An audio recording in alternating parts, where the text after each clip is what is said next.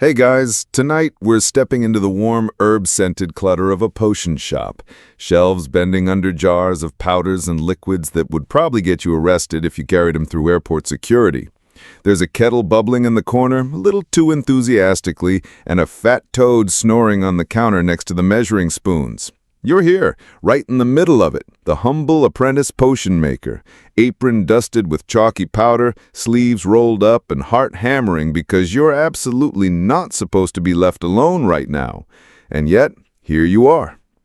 Now, before you get comfortable, take a moment to like the video and subscribe, but only if you genuinely enjoy what I do here. Go ahead, drop a comment telling me your current location and what time it is there. I love seeing how far across the world these little midnight adventures travel. Now, dim the lights, maybe turn on a fan for that soft background hum, and let's ease into tonight's journey together. The workbench is sticky, with spilled syrup from some earlier failed attempt at a syrup of silence. You pick up a vial, long-necked, faintly glowing, and hold it too loosely. It's the Elixir of Laughter. Brewed 3 summers ago under a blood moon, distilled with nectar from golden bells and the essence of tickling fern. Your master warned you about this one. Uncork it, and the world won't stop laughing until the cork's back in place. You hold it like it's a glass of cheap soda, careless and sweaty-fingered, and of course, the inevitable happens. Your elbow brushes against the toad snorts awake, hops, and knocks your hand. The vial slips. Time slows in the worst way.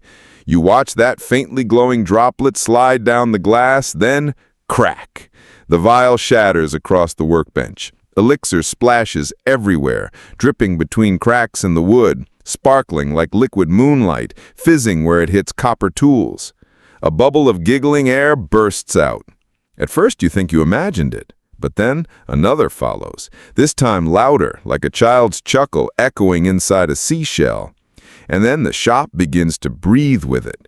The shelves shake as corked bottles rattle, each one coughing up a little laugh. Some high, some low, some wheezy like a drunk bard. You clutch your apron, trying to wipe up the mess with the corner of the fabric, but the laughter is faster than you. It skitters along the counter, leaps to the floor, and suddenly the toad is croaking in what sounds suspiciously like stand-up comedy. "Why did the necromancer cross the road?" it blurts in a rasp. "Because the chicken was already dead." You blink at it. Did you just... The toad cackles at its own joke until it rolls off the counter and belly slides into a puddle of glowing elixir, croaking uncontrollably. The smell hits you next, sharp citrus tangled with burnt sugar, fizzing in your nose. It makes you grin against your will. You slap your hand across your mouth, but a laugh bubbles out anyway. The sound isn't yours. It's lighter, higher, like someone else's laugh borrowed your throat. You stumble back and bump into a shelf. A jar of powdered griffin feathers tips, spills, and catches in the glowing liquid on the floor. Now, its shimmering feathers and glitter floating upward as though gravity lost interest. They spiral around your head, tickling your nose, and of course, you sneeze. The sneeze explodes into 3 more giggles, each one bouncing off the rafters like rubber balls. Okay, calm down to yourself, though your voice is wobbling with suppressed laughter. It's just a spill. You clean spills all the time. But this isn't stew on the floor. This is bottled joy gone rogue. The bubbling doesn't stop. It seeps into the cracks between stones, fizzing under your boots, making the flagstones tremble. Every squeak of your shoe sends out another little puff of laughter, as though the floorboards themselves are amused by you. You grab a broom. The sensible thought is to sweep the shards together. You jab at the glass, but the broom bristles tickle against the elixir, and immediately the broom handle starts to giggle in your hands. It vibrates like it's telling a joke only it understands. You drop it fast. The laughter rises, swelling until the entire shop sounds like a tavern after 5 kegs. And then the door rattles. A shadow moves behind the frosted glass. Someone's outside. You freeze, apron clutched in your fists, feathers still spiraling in the air. Whoever it is, they'll hear the commotion. They'll open the door, and you, sweaty apprentice with glitter stuck in your hair, will have to explain why the most dangerous elixir in the shop is all over the floor. The knob turns. You stumble toward the workbench, desperate to at least look like you're doing damage control, but your boot heel skids in the glowing puddle. Down you go, landing flat, arms flailing, face inches from the fizzing liquid. A bubble bursts against your nose. The laugh that follows is your own voice, but it echoes, repeats, as though the shop itself is mocking you. The door creaks wider, just enough for a sliver of lamplight to cut into the haze of glitter and fumes. You're still sprawled on the floor, elbows slippery in the mess, trying not to look like the guilty culprit you absolutely are. Whoever stands at the threshold pauses, inhaling the sharp sugar citrus tang that's basically announcing, "Hey, the apprentice ruined everything." You hear a sharp intake of breath, and then, of all things, a snort. Pfft. The voice tries to stifle it, but the chuckle breaks into a hiccuping laugh. "What in the nine? What happened in here?"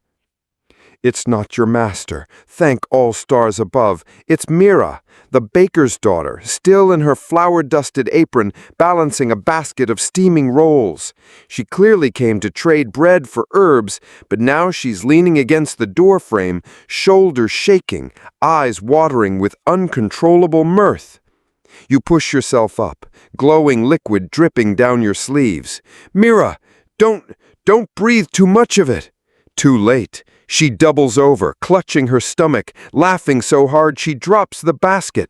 The rolls bounce and scatter, immediately soaking up streaks of elixir on the floor. They hiss, fizz, and suddenly the bread itself starts chuckling. Deep belly laughs rumble from each little loaf like a chorus of drunk uncles.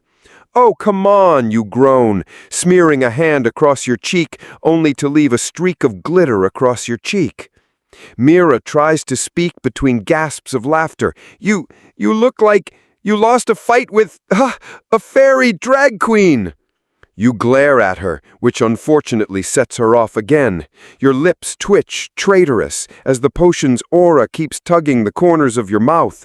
The whole shop is vibrating now, every jar rattling in rhythm with the rolling giggles. You know it's only going to spread further.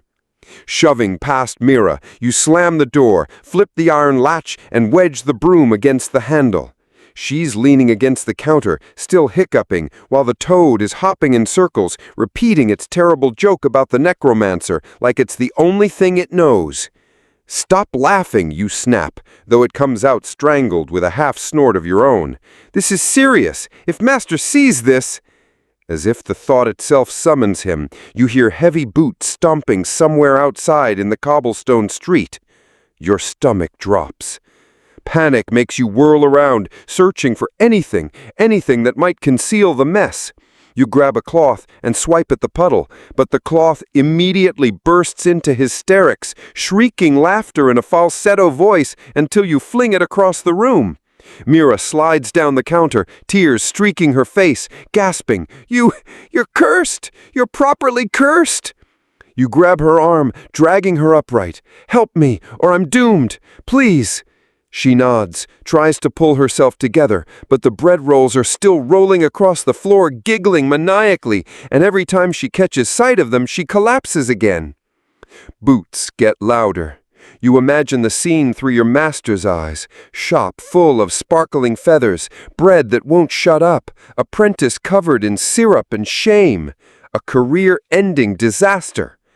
Okay, think, containment. We just need a barrier, something strong enough to hold the aura inside the shop. You scan the shelves, heart pounding. Jars of mandrake powder, pickled beetles, nothing helpful. But then you spot a dusty copper cauldron shoved under the workbench. It's lined with sealing runes. Master uses it for dangerous distillations. Perfect. You and Mira scramble for it together, dragging it into the center of the mess. The runes flicker weakly, but when the cauldron clunks down into the glowing puddle, the fizzing slows. The air vibrates less violently. The laughter doesn't vanish, but it grows softer, muffled, as if smothered under a pillow. You slump back, panting.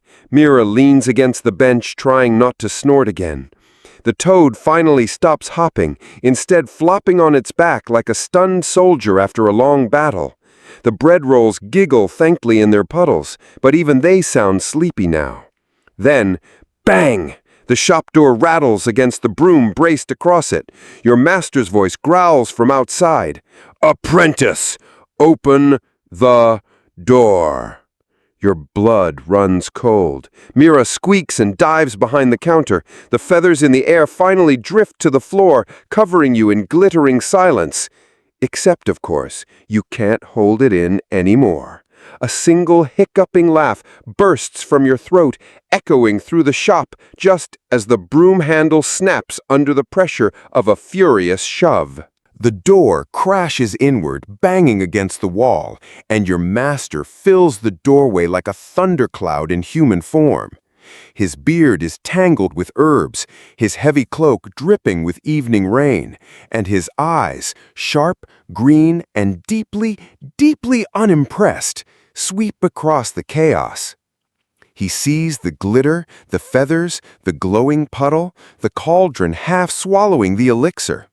He hears the faint giggle of bread loaves hiding beneath the counter. He smells the sugar citrus tang hanging thick in the air. And then, finally, he spots you. Apron soaked, cheeks streaked with shimmer, hair sticking up like you've been licked by a storm. There's a silence so heavy it makes your ears ring. Then your master speaks, voice low and razor sharp. "What did you do?" Your mouth opens, but nothing coherent comes out. A strangled squeak escapes, half laugh, half whimper. You cough, smack your chest, try again. "I was polishing the shelf, and the toad croaks, "The chicken was already dead," and collapses into cackles. Your master's eyebrow twitches. He steps forward, boots squelching in the glowing puddle, his cloak brushing the floating feathers. Mira peeks up from behind the counter and immediately hiccups another laugh, which she tries and fails to disguise as a cough. He rounds on you, cloak swirling. "The elixir of laughter, the one vial I specifically told you never to touch, the one I brewed under a blood moon and guarded with 3 layers of wards. You spilled it?" You nod weakly, eyes glued to the floor. "Accidentally." "Accidentally?" His voice booms so loudly the jars rattle. "Do you know how many months it takes to harvest tickling fern essence? Do you know how many rituals it requires to distill mirth into liquid form? Do you even—" He stops mid-tirade, chokes on his own breath. A short, sharp laugh bursts out of him, completely unwilling. He slaps his hand over his mouth, eyes bulging, fighting it. His shoulders shake once, twice, and then he glares at you with the heat of 1,000 suns. "You," he wheezes through clenched teeth, "you contaminated me!" You instinctively take a step back. "It wasn't— Look, the toad knocked the vial, and then Mira— Don't you dare blame me!" Mira calls, though her voice breaks into another helpless giggle at the end. Your master snarls, yanks his wand from his belt, and flicks it toward the copper cauldron. The runes flare, pulsing brighter, sealing more of the elixir's aura inside. The bread finally stops laughing. The toad coughs and wheezes, sounding disappointed. Even the shells grow still again. For one blessed moment, the shop is quiet. Then your master turns on you, wand still raised. "You've unleashed an enchantment you can possibly not contain. If laughter spreads unchecked, it will infest the entire town. Do you understand? We are not talking about jokes in taverns. We are talking about blacksmiths collapsing mid-hammer swing, guards howling on patrol until thieves walk free, healers too busy cackling to sew wounds. Civilization unravels under laughter."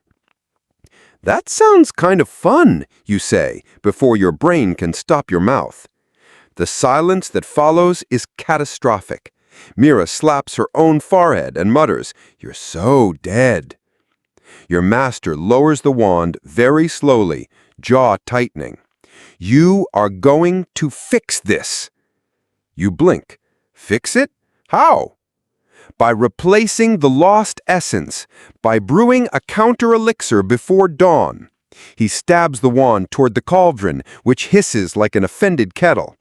And since you clearly cannot be trusted in here, you will fetch the necessary ingredients yourself. The pit in your stomach deepens. The market, at night, when the shadows shift and every apothecary rival smells weakness. Now? You're sending me out now? Now, he growls, or pack your things and leave my sight forever.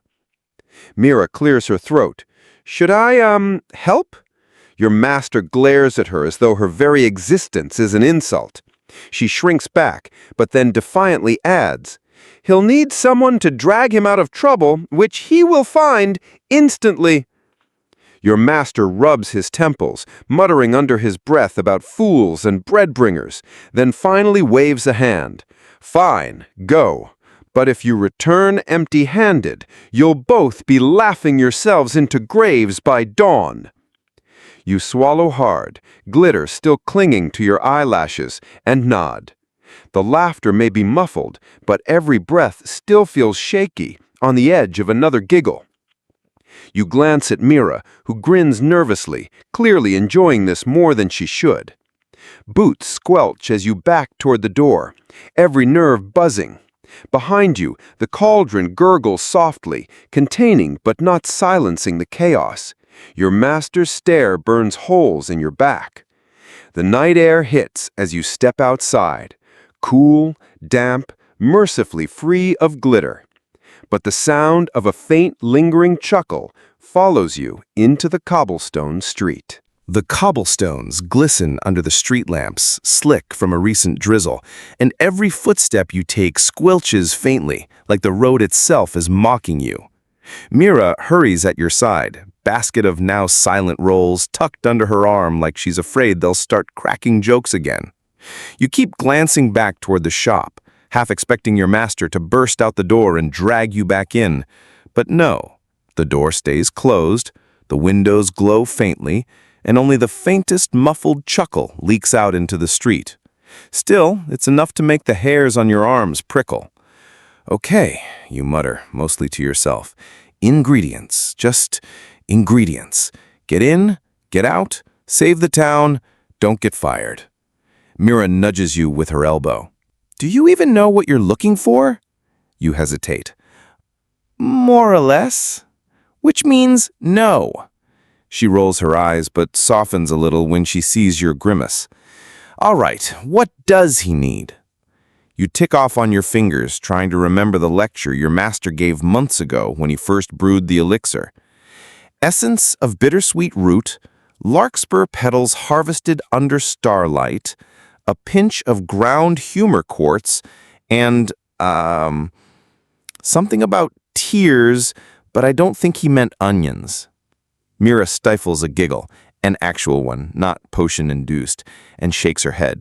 You're hopeless. Lucky for you, I spend every morning in the market while you're stuck polishing jars. You squint at her. What do you know about humor quartz? She grins mischievously. Absolutely nothing, but I know who sells weird rocks at midnight. The market square looms ahead, lanterns swaying above the stalls, throwing yellow halos over damp canvas awnings. At this hour, only the unusual vendors remain. Herbalists, charm peddlers, shady folk whose wares smell like regret. A bard strums lazily near the fountain, singing to an audience of 2 drunken guards. You and Mira slip between stalls. The air is thick with incense, roasting nuts, and the sharp tang of potion smoke. Every merchant calls out softly, offering powders, charms, and promises. But something feels off. At the edge of your hearing, faint chuckles ripple. A woman examining apples suddenly bursts into giggles, clutching her stomach. A pair of children dash past, laughing hysterically at nothing, rolling in puddles like it's the funniest thing they've ever seen. Your chest tightens, the aura already spread this far. Mira notices too. Was that supposed to happen? You shake your head, throat dry. No, it's worse than I thought. We don't have much time. Before she can reply, a shadow detaches from the nearest alley and steps into your path. It's a man draped in layers of patched robes, his beard tangled with beads, eyes glinting with sly humor.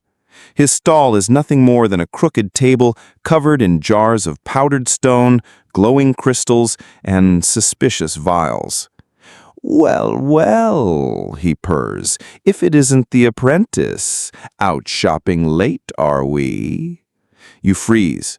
You know him, Rovik, a rival apothecary who thrives on accidents like yours. He grins wide, revealing a single gold tooth. "Heard a little laughter bubbling from your master's shop tonight. Couldn't help but wonder who made the mess." Mira steps closer to you, muttering under her breath, "Shady merchant alert."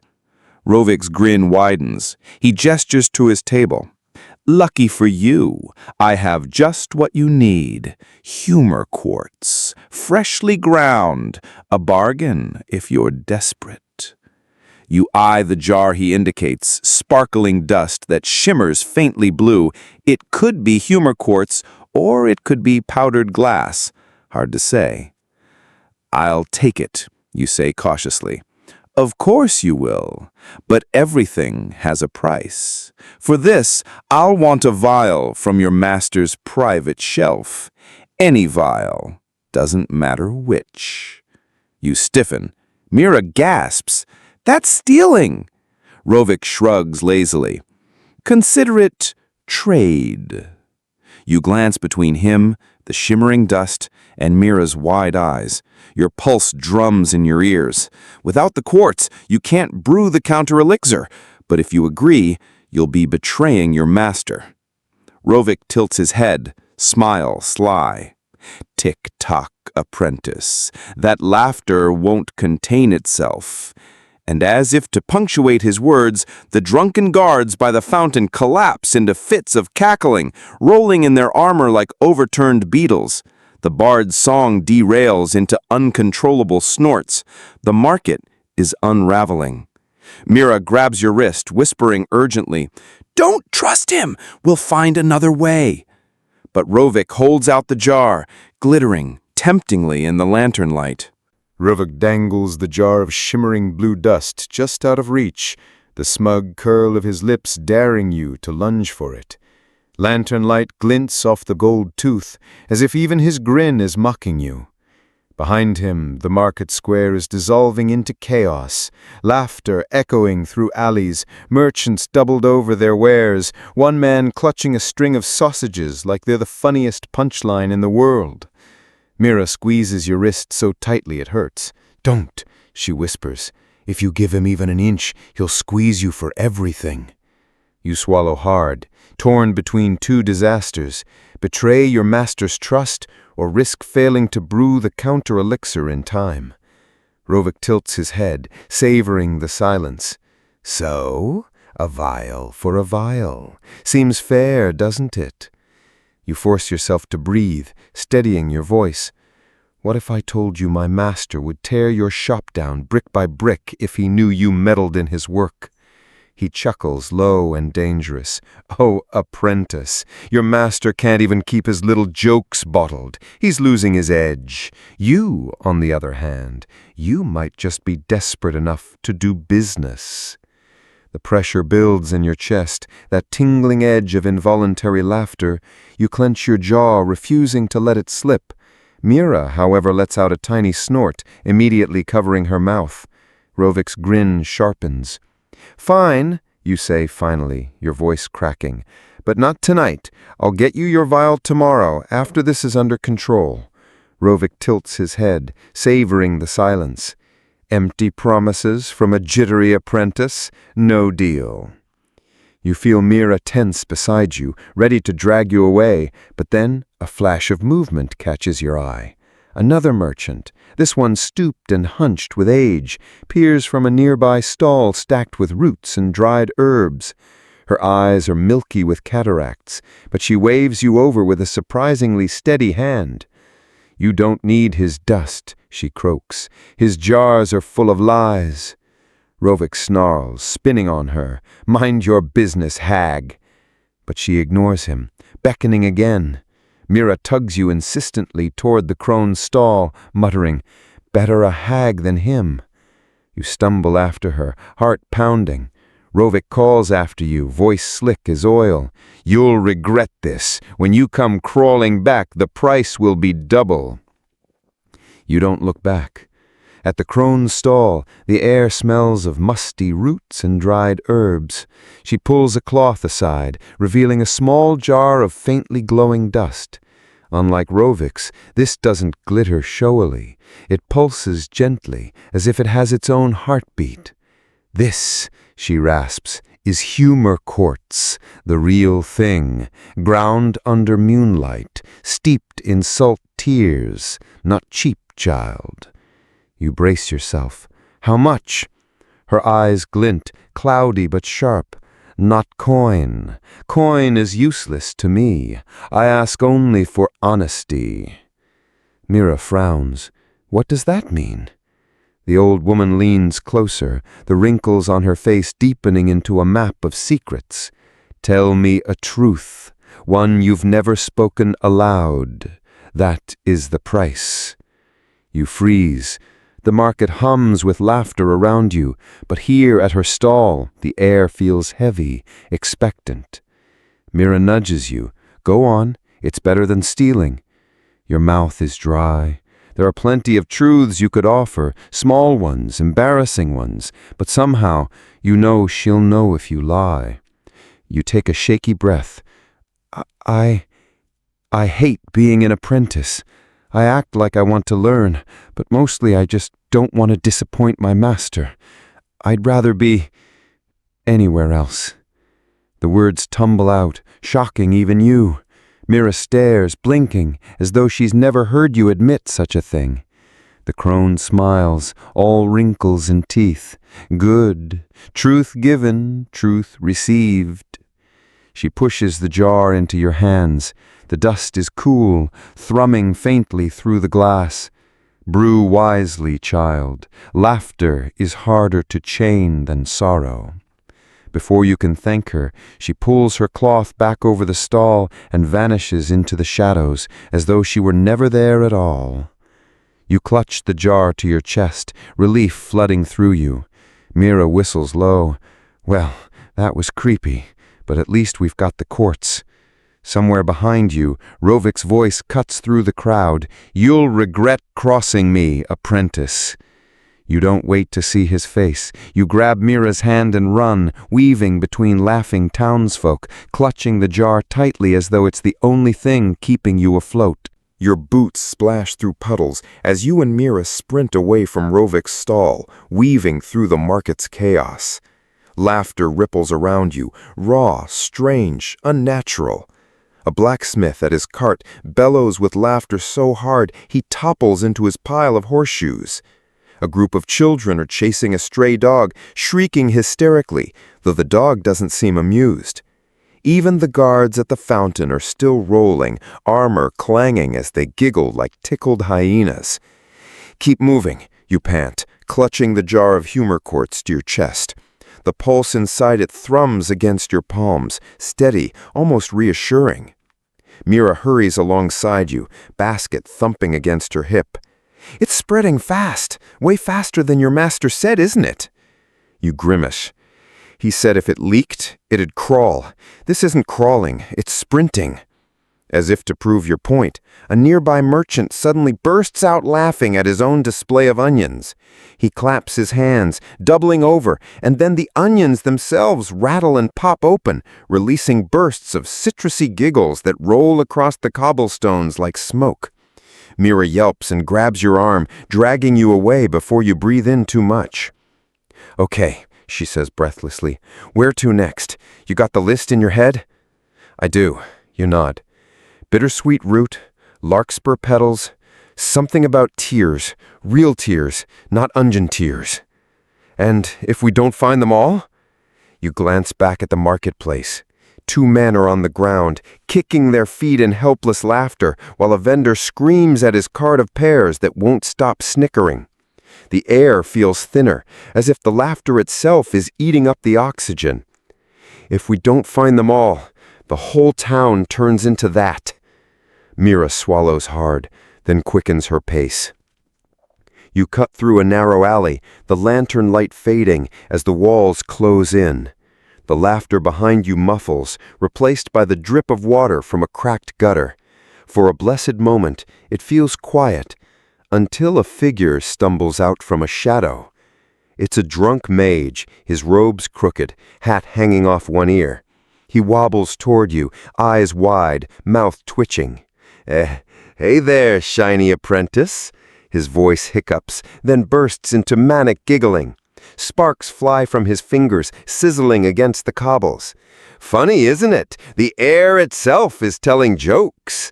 You backpedal fast. Mira pulls you with her, whispering urgently, "He's unstable." The mage throws his head back and howls with laughter. Lightning crackles down his sleeve, arcing into a barrel, which bursts into glowing splinters. Mira shrieks, ducking as shards fly. You grab her hand and bolt, heart hammering. The mage's laughter echoes after you like rolling thunder. By the time you spill back onto a wider street, you're both gasping. Mira wipes sweat from her brow, muttering, "If this is just the beginning, I don't want to see the middle." You force yourself to focus. The jar of quartz is safe. Now you need the rest.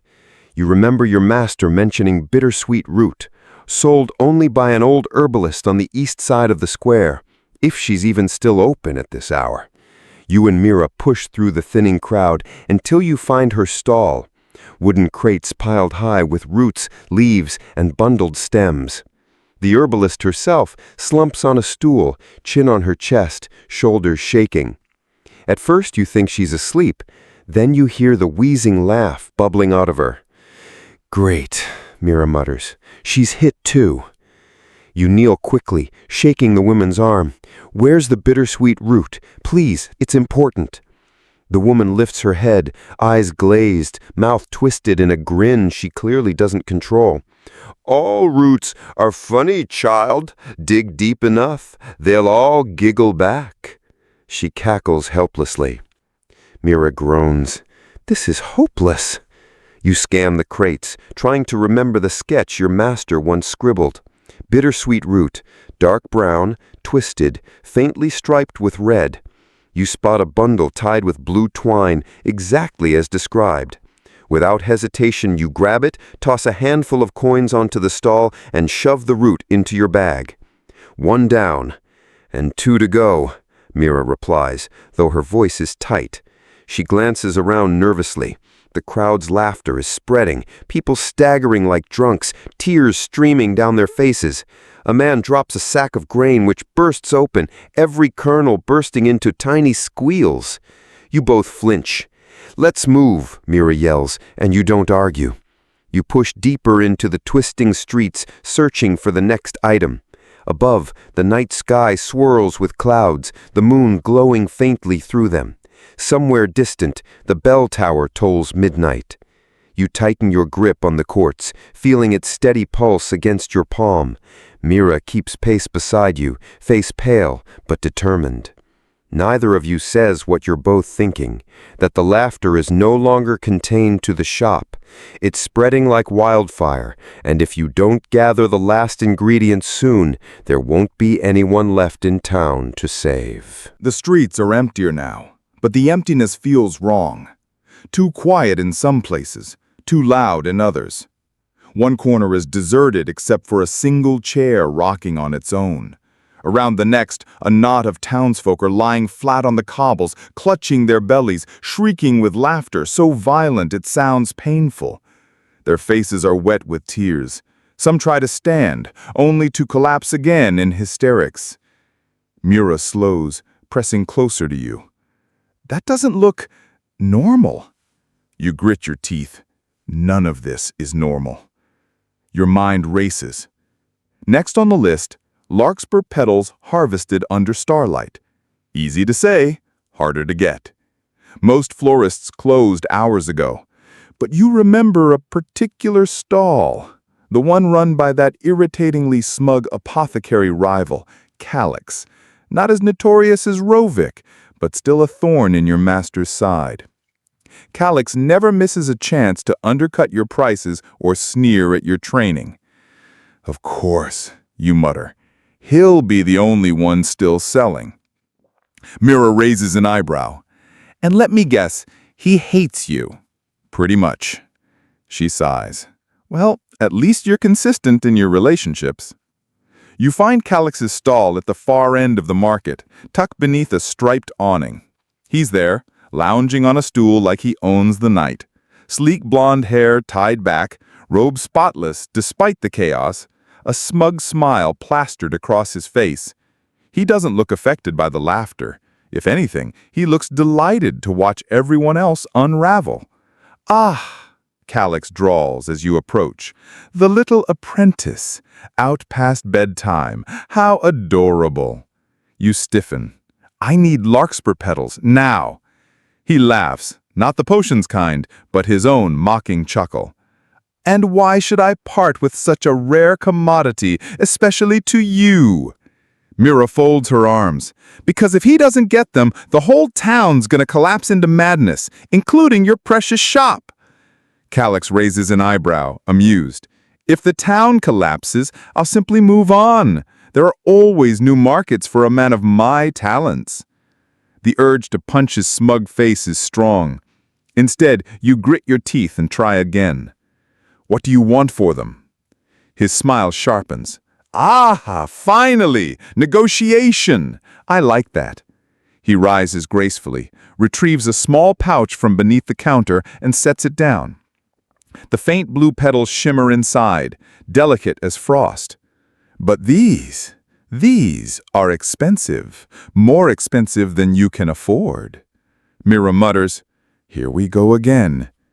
Calyx leans forward. Tell you what, I'll trade them for a taste. You frown. A taste of what? He gestures lazily toward you. Of the laughter. Just a single drop of your master's elixir. Bring me that, and the petals are yours. Your stomach drops. Of course. Word had spread. Both Rovik and Calyx circling like vultures, hungry for your mistake. Mira slams her basket on the counter, rattling. He doesn't have it, and even if he did, you're insane. Do you really want to unleash more of this on purpose? She gestures at the square, where another fit of cackles echoes. Calyx shrugs, unbothered. Chaos is opportunity. But if you can't pay, he starts to tuck the pouch back beneath the counter. Wait, you blurt, panic rising. You rack your brain for another option, something, anything, and then your hand tightens around the jar of humor quartz. You hesitate, then raise it slightly. What about this? Calyx pauses, eyes narrowing. Where did you get that? Doesn't matter, it's real. I let him see the faint pulse through the glass. His eyes glint greedily. For a moment, he looks like a cat deciding whether to play with or kill the mouse in front of it. Finally, he nods. Very well. A fair exchange. Petals for quartz. Mira hisses, Are you crazy? We need that. I'll only give him a pinch, you whisper back, praying it'll be enough. Carefully, you unscrew the jar and tip just enough dust into Calyx's waiting vial. His grin widens as he corks it tight. He pushes the pouch of petals across the counter. Pleasure doing business, he curs. You snatch the pouch, shove it into your bag, and tug Mira away before he changes his mind. Once you're a safe distance, Mira rounds on you. Are you trying to ruin us? Giving him any of that stuff? Do you realize what he could brew? You sigh, clutching the pouch. If we didn't get these petals, none of it would matter. We'd be finished anyway. She scowls, but doesn't argue. Instead, she glances around the square. The laughter has grown louder, spreading even further. A man at a nearby stall is doubled over, tears streaming, while his wares, the jars themselves, chuckle with him. You tighten your bag straps and whisper, One more. Just the tears, Then we can go back. But even as you say it, the laughter rising in the air makes you doubt if you'll have time. The pouch of larkspur petals feels far too light in your bag, as though it could vanish at any moment. Mira keeps glancing back at Calix's stall, muttering under her breath about bad deals and arrogant rivals, but you push forward. There's no time to argue. The streets ahead slope upward toward the old library, a hulk of a building with spires like broken teeth and windows that never quite stop glowing, even when no candles burn inside. It's where your master always sends you for research, though usually during the day, when the librarians are awake and less likely to hex trespassers. Mira groans when she realizes your direction. The library? Seriously? You think they'll just have bottled tears sitting on a shelf next to the dictionaries? You grimace. They have a whole wing for emotional alchemy. Tears of grief, tears of joy, tears of frustration from students studying for exams. If there's anywhere left that still has what we need, it's here. The closer you get, the quieter the laughter grows. Not because the enchantment hasn't spread here, but because the library has its own way of muffling noise. It presses down on you, heavy as wet wool, until even your footsteps sound swallowed. For a second, it's almost a relief. Almost. The massive oak doors loom, carved with runes that shimmer faintly. Mira eyes them warily. Are they going to let us in? You place a hand against the wood. It hums faintly, then creaks open just enough for the two of you to slip through. Inside, the air smells of parchment, dust, and something metallic, like old ink mixed with iron. It's where your master always sends you for research, though usually during the day, when the librarians are awake and less likely to hex trespassers. Mira groans when she realizes your direction. The library? Seriously? You think they'll just have bottled tears sitting on a shelf next to the dictionaries? You grimace. They have a whole wing for emotional alchemy. Tears of grief, tears of joy, tears of frustration from students studying for exams. If there's anywhere left that still has what we need, it's here. The closer you get, the quieter the laughter grows. Not because the enchantment hasn't spread here, but because the library has its own way of muffling noise. It presses down on you, heavy as wet wool, until even your footsteps sound swallowed. For a second, it's almost a relief. Almost. The massive oak doors loom, carved with runes that shimmer faintly. Mira eyes them warily. Are they going to let us in? You place a hand against the wood. It hums faintly, then creaks open just enough for the two of you to slip through. Inside, the air smells of parchment, dust, and something metallic, like old ink mixed with iron. It's where your master always sends you for research, though usually during the day, when the librarians are awake and less likely to hex trespassers. Mira groans when she realizes your direction. The library? Seriously? You think they'll just have bottled tears sitting on a shelf next to the dictionaries? You grimace. They have a whole wing for emotional alchemy. Tears of grief, tears of joy, tears of frustration from students studying for exams. If there's anywhere left that still has what we need, it's here. You duck into the aisle. Shelves groan with jars, vials, and scrolls, each labeled in cramped handwriting. Tears of longing, tears of rage, tears of unrequited love. Mira whistles low. Wow! Looks like a breakup warehouse in here. You scan frantically, fingers brushing labels. You need something precise, neutral, not too strong. Finally, your hand falls on a small vial labeled simply, Collected Tears, Assorted Origins, Distilled for General Use. Perfect. You reach for it. The shelf shudders. Books rustle like wings flapping, and from the shadows above, a deep chuckle trickles down. Mira grabs your arm. Please tell me that was just the wood settling? It isn't. A voice booms, playful and cruel. Well, well, little potion thief, sneaking where you don't belong again. The book hovers, circling. I know you, apprentice of the old sorebeard, always cleaning up disasters you caused. What is it this time? Spilled something shiny? You grit your teeth. I don't have time for this. The book cackles, a sound like crumpling parchment. Oh, but you must make time. Tell me a joke. Make me laugh, or I scream your little burglary to the whole library. Mira hisses. You can't joke under pressure. You freeze up. I don't. You stop. She's right. Your mind goes blank at the worst possible times. The book hovers closer, grins stretching wider. Well, tickle my spine, little thief. You pack, blurting the first thing that comes to mind. Why did the necromancer cross the road? Mira slaps her forehead. Not that one again. But the book's grin falters. Because? Because the chicken was already dead, you say weakly. For a heartbeat, silence. Then the book erupts into a booming laughter, shaking in midair. Oh, that's terrible. That's so bad, it's brilliant. It flaps around in glee, scattering scrolls like confetti. You seize the vial of tears and stuff it into your bag. Thanks, I'll just... the book sings songs, swooping back down. Nothing is free, thief. Payment. Mira glares at it. Didn't the laugh count?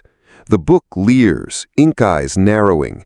Payment, or I shriek. You clutch your bag tighter. 3 ingredients down, only the brewing left.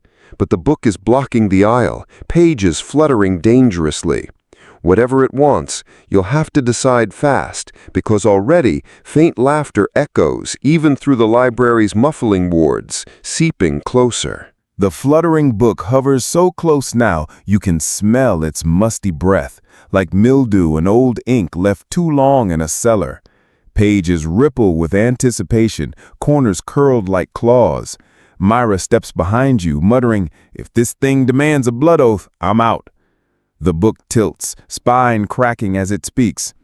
"A laugh was good, but payment must balance the scales. I want a memory." You stiffen. What kind of memory? It flutters excitedly. Something sweet, something you'd rather keep, something I can nibble on when the shelves are too quiet. Its pages part, showing rows of blank lines eager to be filled. Myra hisses, "Don't do it. You give that thing a memory, it's gone forever. No getting it back." The book twirls lazily as though sensing your hesitation. "Or," it drawls, "I scream, and when the librarians come storming down, they'll find you holding a stolen vial, and I'll watch them drag you away." You picture your master's face if you were caught. Worse, the entire town collapsing into laughter fits while you sit in a cell. You take a shaky breath. Fine. Take one. The book shivers with glee, swooping until its parchment face presses against your forehead. Cold seeps in, prickling like static. You close your eyes, and the memory spills free. It's you, years ago, running barefoot across the workshop floor, clutching your first successful potion, a simple tonic for headaches. Your master actually smiled that day, a real, rare smile. He clapped your shoulder, muttered, "Not bad," and you felt proud. The moment vanishes like smoke. You gasp, lightheaded, as the book pulls back. On its page, an ink sketch of that day blooms in black lines, forever etched. "Delicious," it sighs, satisfied. "You may go, little thief." You stumble, clutching the shelf for balance. Myra steadies you, eyes sharp. "What did it take?" You swallow. "Doesn't matter. We've got the tears. That's what matters." She frowns but doesn't press. Instead, she grabs your arm. "Then let's move before it changes his mind." The two of you hurry down the aisle, the book chuckling softly behind you like it's savoring dessert.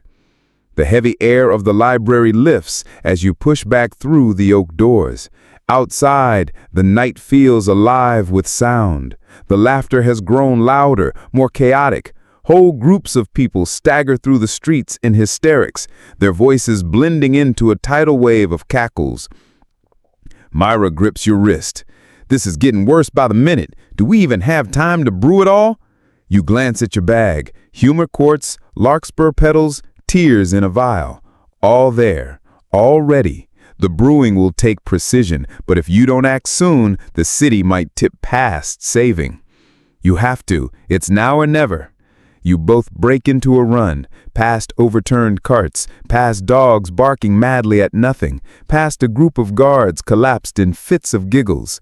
The air itself feels contagious. You find yourself fighting the twitch in your jaw, the ache in your cheeks like a laugh is trying to force its way out. Myra notices. Don't you dare. If you start laughing, I'm dragging you home by your ears. You choke out a snort despite yourself. Not funny. Exactly, not funny, she insists, but the corner of her mouth betrays a twitch. You both bite it back, half running, half grinning like maniacs. The sight of your master's workshop finally steadies you.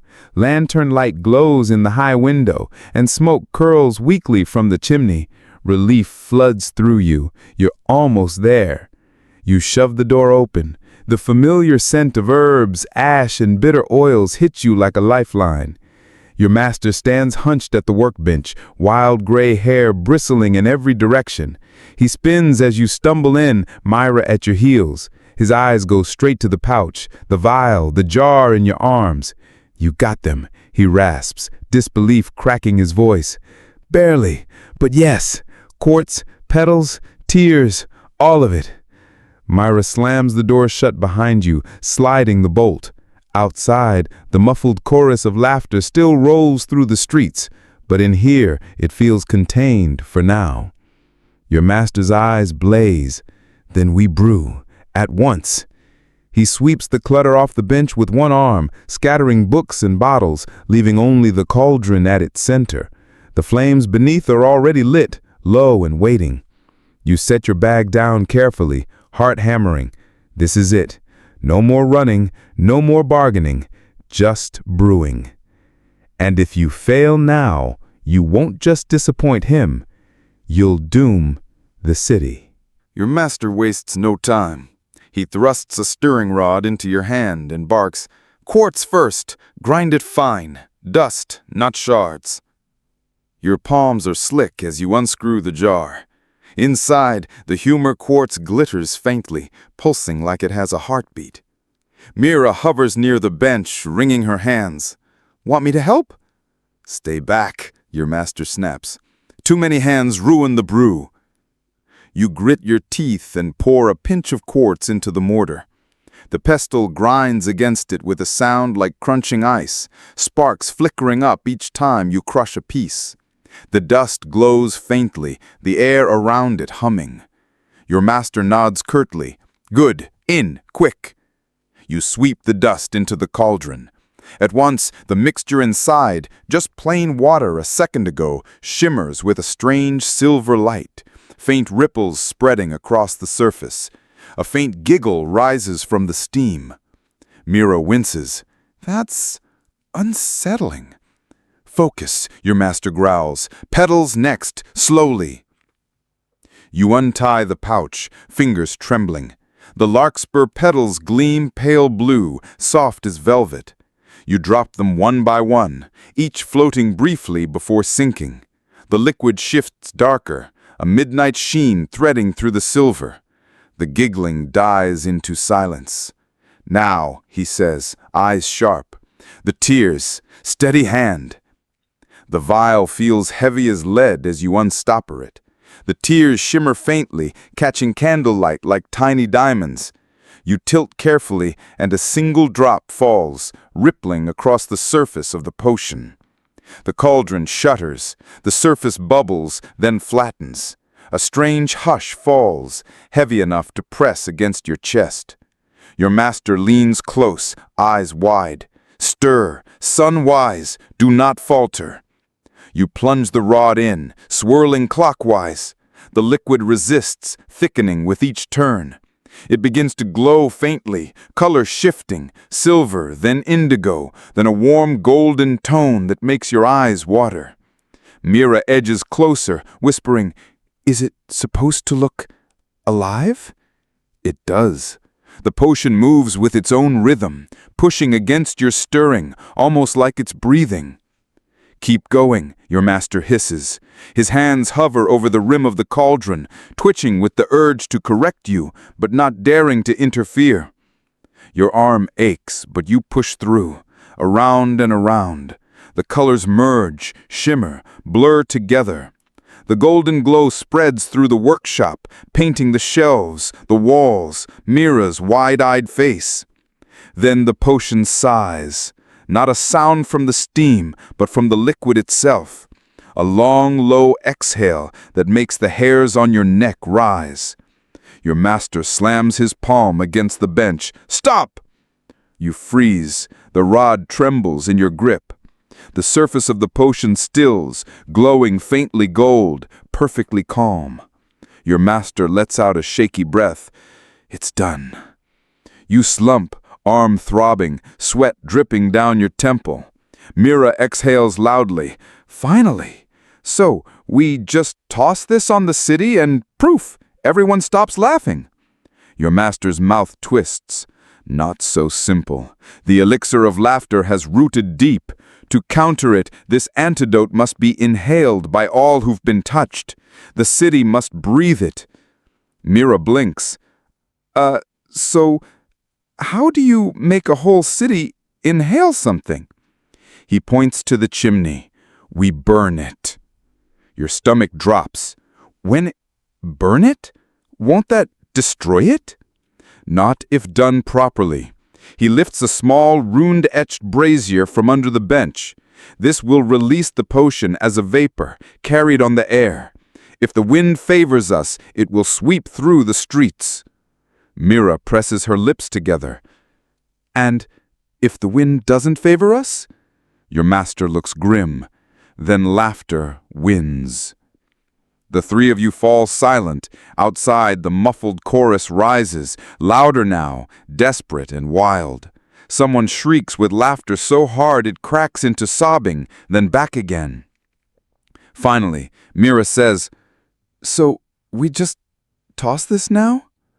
Your master shakes his head. Not yet. Timing is everything. Too soon and it may fail to spread. Too late and the people will be beyond saving. His eyes fix on you. This is your mistake. You will choose the moment. Your heart lurches. Me? He nods once. You. Mira touches your arm. Hey, no pressure, right? Just pick the perfect second to save the entire city. You try to laugh, but it comes out strangled. The irony isn't lost on you. You unleashed the laughter, and now you hold the silence in your hands. The cauldron glows softly, waiting. The brazier is set ready, room-etched and ominous. And outside, the tide of laughter builds, threatening to drown everything. The moment is coming, and you'll have to decide when to strike. The potion glows faintly in the cauldron, as if it knows what's at stake. You can't stop staring at it, light pulsing softly in rhythm with your own quickening heartbeat. Mira keeps pacing the workshop, her boots thudding against the stone floor. Your master leans against the bench, arms crossed, eyes never leaving you. The silence in the room presses heavy, so heavy you can almost forget that outside the city is roaring with manic laughter. Almost. But the muffled sound seeps through the walls, people wheezing, gasping, shrieking with mirth that has no end. Finally, Mira snaps. We can't just stand here waiting for a sign. The city's eating itself alive out there. Your master growls low in his throat. And if we unleash it too soon, the antidote may dissipate before spreading. Patience is not cowardice, it is survival. Mira throws up her hands. Tell that to the baker I saw laughing so hard she nearly choked herself blue. You press your palms against the bench, trying to still your nerves. What if your voice cracks and you start again? What if we take the antidote closer to the heart of the city, before burning it? The plaza. The laughter's strongest there. If we start it in the center, it'll spread faster. Your master narrows his eyes, calculating. Risky. Carrying it through the streets exposes it and us to interruption. A stumble, a distraction, and the antidote could be lost. Mira steps beside you. But he's right. From here, the wind might not carry it to everyone. The plaza's better. We'll cover more ground. The old man scowls, but after a long moment he sighs. Very well. If we do this, we do it swiftly. No dawdling, no mistakes. He pulls a stopper from a flask and begins siphoning the potion from the cauldron into a sealed glass vessel etched with runes. The glow dimly illuminates his hands, his weathered face, the deep lines carved into his forehead. He passes it to you with surprising gentleness. Guard it with your life. The vessel is warm in your grip, thrumming faintly, almost like it's breathing. Your chest tightens with the weight of it. This isn't just glass and liquid. It's the difference between a city freed and a city lost. Mira slings her satchel across her shoulder, checking the knife strapped at her hip. All right, plaza run. What could go wrong? Your master shoots her a glare sharp enough to silence her, then jerks his head at you. Go, and for the love of sanity, don't drop it. The three of you unbolt the door. Laughter crashes in like a tidal wave. It's everywhere, rolling down the streets, bouncing off walls, bursting from every open window. The sound is so loud it makes your skull buzz. You grit your teeth and step out. The night air is thick with hysteria. To your left, two guards claw at each other's armor, wheezing with tears streaming down their faces. To your right, an old man clutches his belly, rolling in the gutter, laughing so hard he can't breathe. Children shriek with endless giggles as their parents stagger helplessly behind them. Mira clamps her hands over her ears. I swear, if I hear one more laugh. You shove forward, clutching the vessel tight. Don't listen, just move. Your master keeps close behind, eyes darting, jaw set grimly. The plaza lies uphill, past the marketplace. Every step feels like walking against a flood. The laughter tries to worm its way into your chest, tugging at your lungs, itching at your throat. More than once you catch Mira stifling giggles, panic flashing in her eyes as she fights them down. You're not much better. Your lips twitch, your breath hitches with unwanted bubbles of mirth. Halfway up the slope, a group blocks your path. 4 townsfolk, arms linked, swaying together, cackling in a chorus. Their eyes are wide, unfocused, gleaming in the lantern light. Mira mutters, "Great, a giggle barricade." Your master growls, "Around them!" But as you try to slip past, one lunges suddenly, grabbing Mira's wrist with terrifying strength. He giggles so hard spittle flies from his mouth. "Join us! It's fun!" Mira yanks, struggling. "Let go!" The others lurch closer, arms reaching. Their laughter is so loud it feels like it drills into your skull. You clutch the vessel tighter, backing against the wall, panic spiking.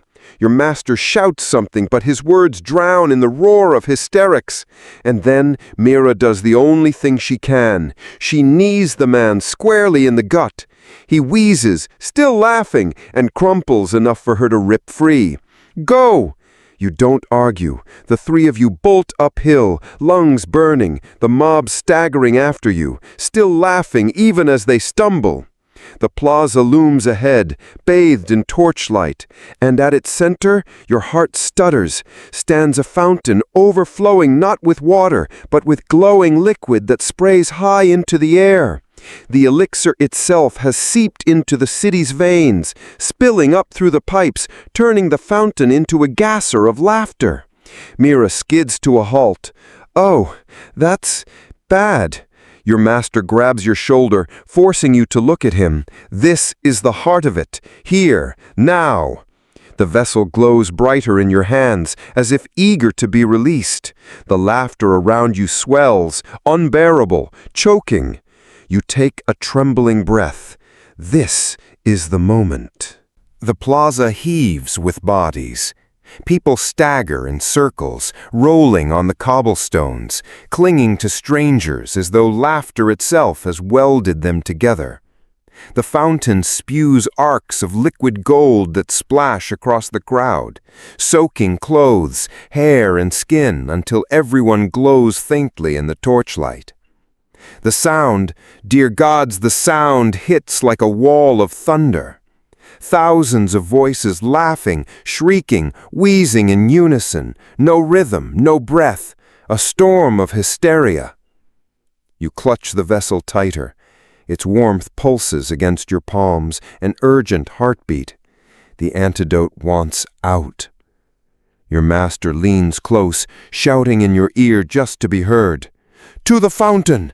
Break the seal into the brazier there! It will carry on the water's steam! You squint through the chaos. Sure enough, at the fountain's base sits a ceremonial brazier, half buried in garlands and festival banners. Someone must have left it after last week's Harvest of Fools celebration. Strange luck. Mira groans. Yeah, sure, just waltz through this madhouse and pour the world's most fragile fix into a bucket of fire. No pressure. You try to push forward, but the crowd is a tide. People sway, collapse, writhe in laughter so fierce it doubles them over. A man clutches your sleeve, tears streaming down his face, choking out chuckles that won't end. His grip tightens like iron. Help me! Can't stop! Ha ha ha ha! You yank free with a shudder. He collapses back into the throng, still convulsing. Your master barks, "Stay focused! Every second we waste!" A new sound slices through the laughter, the deep boom of a drum. Then another. You whip your head toward the square's edge. Performers spill into the plaza. Jugglers, masked dancers, acrobats tumbling in glittering costumes. They're painted head to toe in festival colors, their mouths stretched into fixed grins. They cartwheel and caper, feeding the frenzy. Fire breathers blast streams of flame high into the night, igniting cheers that dissolve into more hysterics. Mira gapes. Oh, great, it's a party now. Your gut twists. The Festival of Fools. Of course.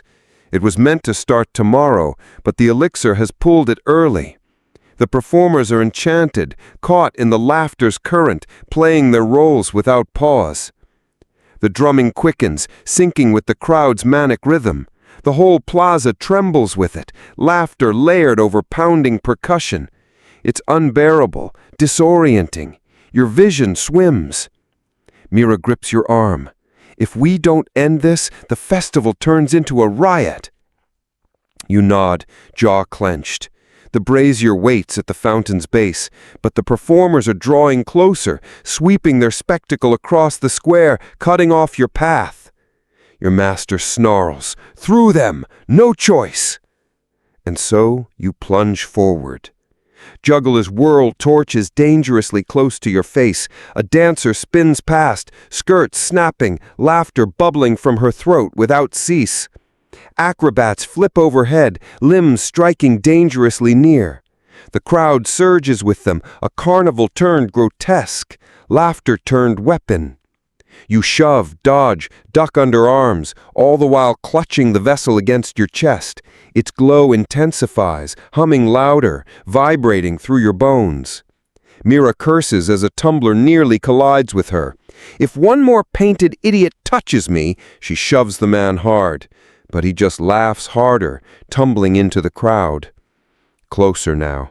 You can see the brazier clearly, iron, etched with symbols, its bowl empty, waiting. The fountain gushes above it, spraying golden droplets that sizzle when they land near the rim. And then another obstacle. A troop of masked fools blocks the final stretch. Their wooden faces leer grotesquely, painted in bright crimson smiles. They link arms, swaying in unison, cackling in shrill harmony. They are the gatekeepers now, and they aren't moving.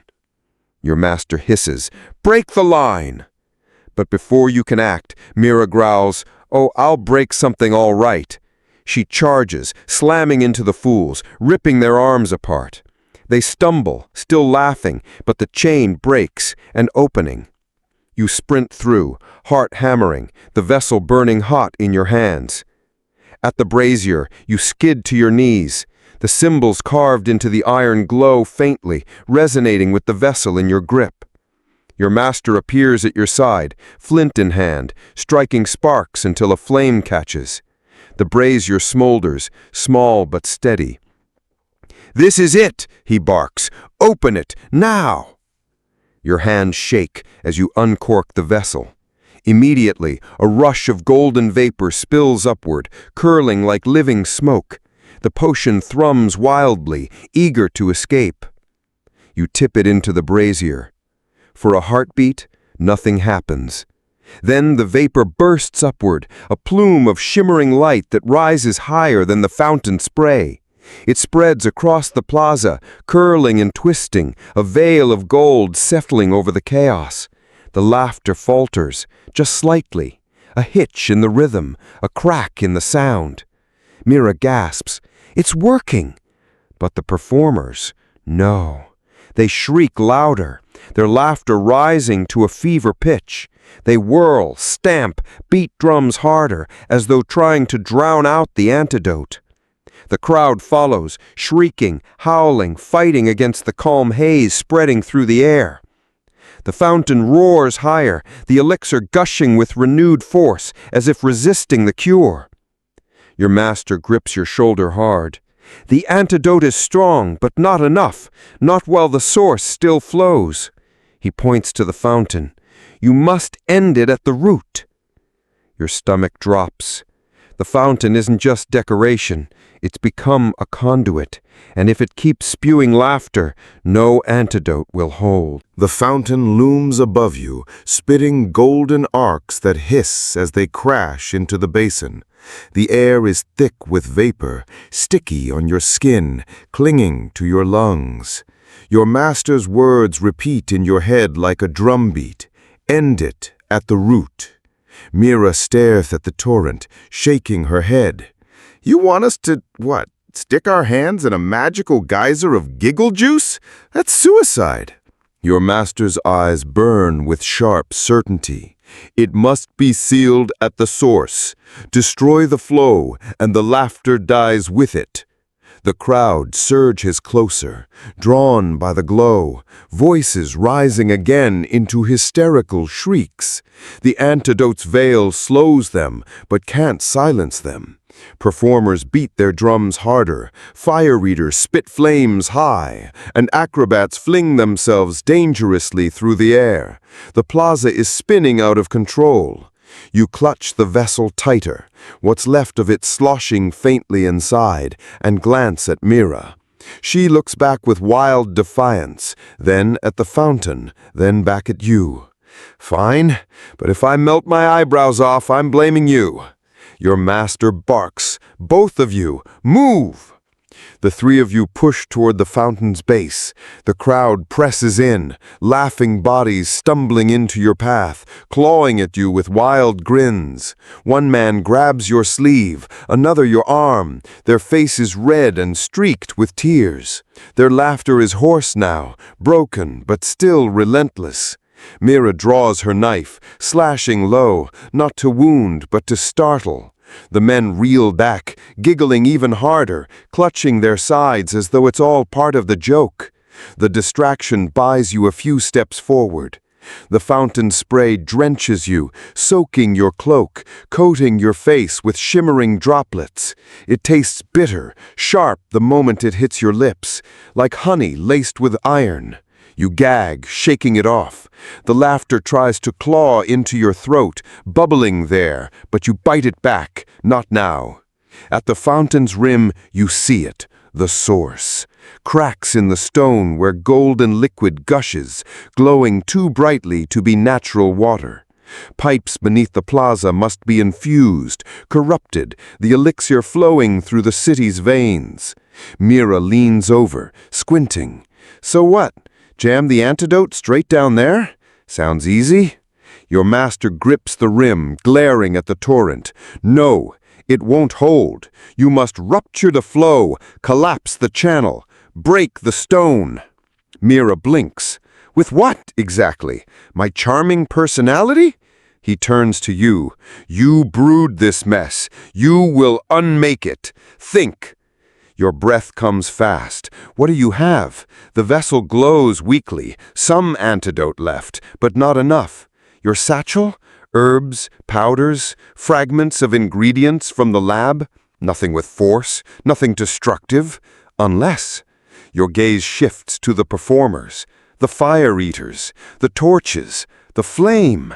You grab Mira's arm. We need fire. She follows your glance, then smirks. Now that's an idea I can get behind. The crowd shifts suddenly. Drums pound faster, stamping feet shaking the stones. Performers leap into the fountain's edge, dancing on the rim, spraying sparks from torches as the geyser bursts higher. The chaos swells, unbearable, and still the laughter claws at your throat. Your master grips your shoulder, shoving you forward. Now, before it spreads further. You don't think, you just move. You and Mira plunge into the tangle of performers. Their painted masks leer at you, their bodies jerking with unstoppable mirth.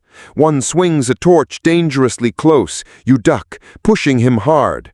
He stumbles into another, both tumbling into the crowd, flames sputtering. Mira snatches a torch from one of the tumblers, ripping it free. Got it! She tosses it to you. The heat sears your palms instantly, sparks licking your sleeve. You sprint back to the fountain, clutching it tight, every instinct screaming at you not to trip. The geyser roars higher, as though mocking you. The laughter is deafening, 1,000 voices shrieking.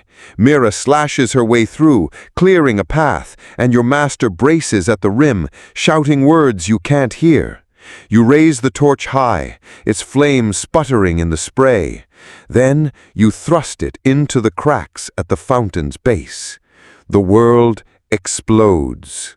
Flame meets liquid, and the golden torrent flares bright, a burst of searing light that blinds you. Steam billows upward in a violent hiss, choking, scalding.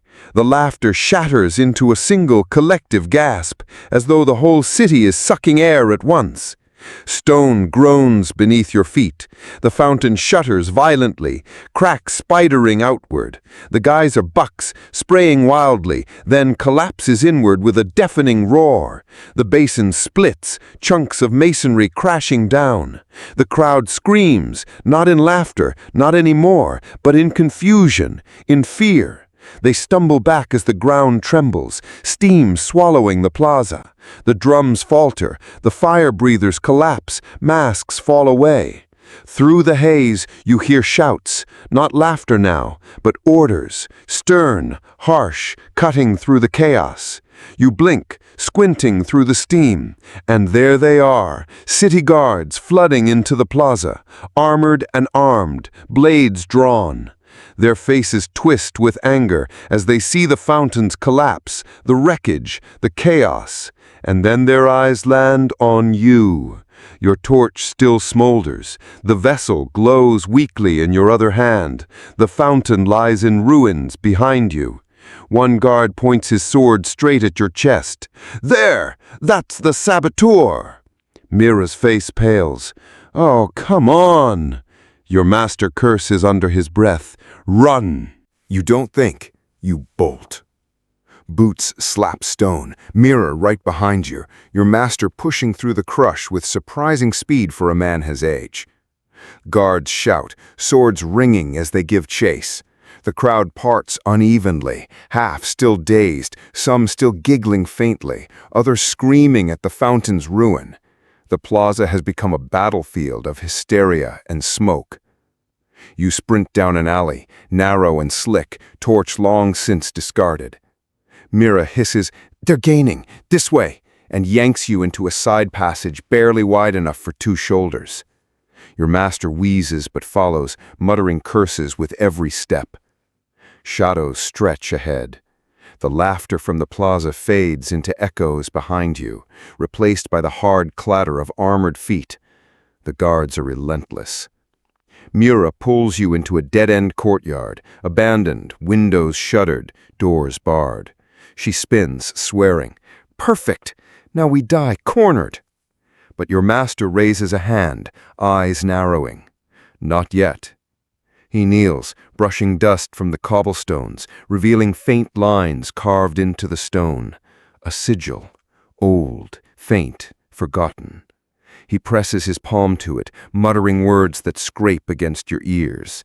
The stones groan. With a rumble, the ground shudders and splits. A slab of the courtyard sinks inward, revealing a stair spiraling into blackness. A wave of damp air rushes up, earthy, stale, heavy with dust. You gape. You've been keeping secret trapdoors under random courtyards and never mentioned it? Your master snaps, less talking, more moving. You don't argue. The three of you descend, the stone grinding closed. Above, guards burst into the courtyard, their shouts muffled as the slab seals tight. The stairwell spirals forever, rough-hewn and slick with moisture. The deeper you go, the more the air thickens with mildew and old iron. You grip the wall to keep balance, each step echoing like a drum. Finally, the stair spills into a cavernous chamber. You stop dead. The air shimmers with dust motes. Racks of shelves sag under glass vials and metal contractions long abandoned. Tables crumble beneath the weight of dusty tomes and potion jars, their labels faded to smudges. Cobwebs glisten in torchlight as Mira strikes flint, igniting a lantern that barely holds against the cavern's enormity. A forgotten laboratory. Your master's face hardens. I had hoped never to see this place again. You run a hand along one of the shelves, bottles filled with thick tar-like liquid, crystals humming faintly, a jar containing something that looks disturbingly like an eyeball, though the liquid inside has long since congealed. The air is alive with faint hums and whispers, the relics vibrating with dormant power. Mira mutters, "Lovely. Secret underground nightmare pantry, definitely not cursed at all." The walls drip with condensation, streaked with black veins of mineral. In the far corner, a cracked cauldron sits like a shrine, rim lined with runes you don't recognize. You can't help it. You ask, "What is this place?" Your master paces, lantern light cutting shadows across his face. An old cellar of the guild, before my time, a place where potion makers tested things too dangerous for daylight. When it was condemned, I sealed it, though perhaps not as tightly as I thought. You glance down. Golden light still flickers weakly inside, traces of the elixir refusing to die. Mira eyes it wirily. "Don't suppose locking that thing in here is a good idea. Out of sight, out of mind." Your master snorts. "That would be like tossing sparks into dry tinder. This place hums with relic energy. It would awaken something best left asleep." Mira grimaces. "Fantastic. More things that shouldn't wake. Just what I wanted tonight." You drift toward the shelves, curiosity prickling despite the danger. One jar catches your eye, a vial of shimmering powder that shifts colors as you tilt it. Another, a cracked flask sealed with black wax, throbbing faintly like a heartbeat. You swear you hear whispers seeping from it, laughter warped and distant. You set it down fast. Your master notices. His voice drops. "Touch nothing unless I tell you." You retreat a step, hands raised. The hum of the chamber feels louder now, as if the relics are aware of you. Mira circles the cracked cauldron, tapping its rim with her knife. "So, secret dungeon full of cursed potion junk, guards chasing us upstairs, crowds losing their minds outside. Please tell me you have a brilliant plan tucked in your sleeve, old man." Your master doesn't answer. He kneels by the cauldron, fingers tracing runes half buried in grime. His brow furrows. We may not need brilliance. We may already have what we need. You approach slowly. The runes flare faintly under his touch, a pulse of light running around the rim. For a moment you swear you hear a chuckle, low, deep, echoing not through your ears, but your bones. Mira stiffens. Please tell me that wasn't the cauldron laughing. Your master rises slowly, eyes grim. Not the cauldron, what it held. And if I am not mistaken, I glance at the glowing vessel in your arms. It has been waiting for this. The hum grows louder, the jars rattle faintly on their shelves, dust drifts from the ceiling, the whole chamber feels awake, listening. And then from the cracked cauldron, something stirs. The cracked cauldron quivers, a faint tremor running across its rim. At first, you think it's the echo of the collapsing fountain above. But no, the sound is too localized, too deliberate. The runes flare brighter, pulsing like a heartbeat. The air thickens, pressing against your lungs. Mira steps back, knife raised uselessly. Nope, I don't like this. Things that move without hands? Never good. Your master doesn't move, though his jaw tightens. It's not the cauldron. It's what lies within. Do not interfere. The vessel in your arms vibrates, golden light flickering in frantic rhythm as though in answer. You clutch it tighter. Then, with a groan like stone tearing, a plume of vapor spills from the cauldron's crack. It curls upward, twisting, taking form. First a haze, then arms, a torso, a crooked head tilted as if in amusement. The mist swirls until it sharpens into a figure, half transparent, glowing faintly gold. Its eyes are hollow voids, its grin far too wide, stretching ear to ear. The voice that follows is velvet, playful, and deeply unsettling. Oh, finally! Someone clever enough to spill me properly. The chamber hums in response, relics rattling on shelves. Mira whispers, "Spirits talk. Great. Love this. Definitely not nightmare fuel." The figure's head swivels toward her, grin widening. "Oh, but you do love it. I can feel it. That little quiver in your chest? That's delight trying to hide." Mira's knife shakes. "Say one more word, and I'll quiver your face." The spirit laughs, a sound that bounces off the walls, filling every corner of the cellar.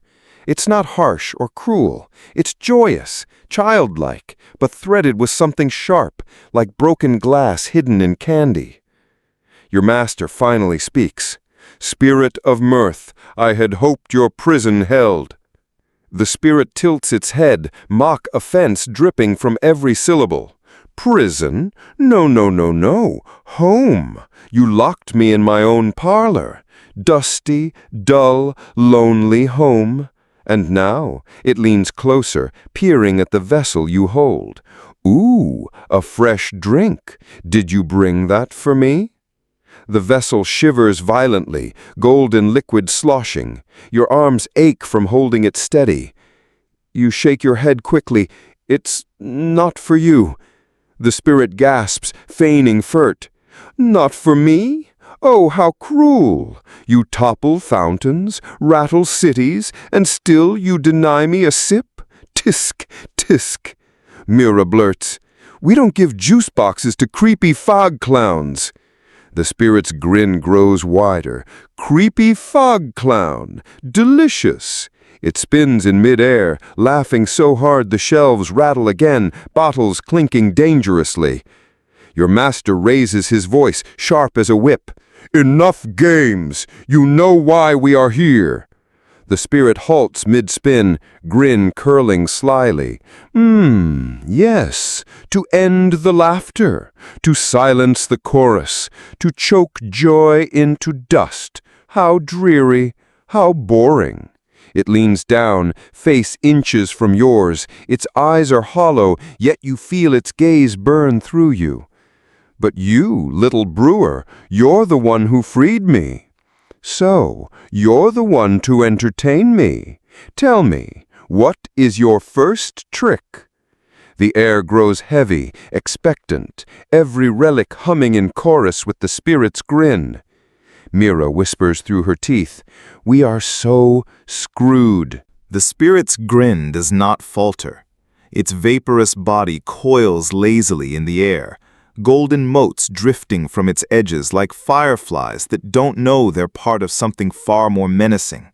Its hollow eyes fix on you, and though it has no pupils, you swear you feel pinned, dissected, laid bare. "Well," it purrs, "my stage is set. My audience is waiting. Don't tell me my liberator is shy." Mira mutters, "Fantastic! You're a clown's chew toy now. Congratulations!" Your master doesn't interject. His silence is deliberate. He's leaving the choice to you, which makes it worse. You swallow, shifting the glowing vessel in your arms. "You want a trick?" The spirit spins, arms flaring out. "Yes, something to make me cackle, to make me writhe with glee. Trick me, trick them." It gestures toward your companions. "Or trick yourself. I'm not picky." Mira folds her arms. "Trick yourself? What does that even mean? Stabbing your own foot and pretending you didn't?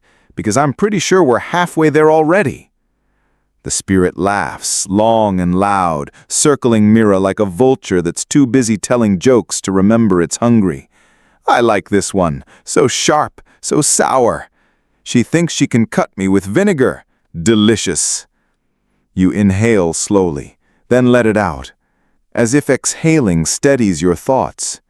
A trick, a prank, a rule broken, something mischievous, something bold enough to amuse an entity made of laughter itself.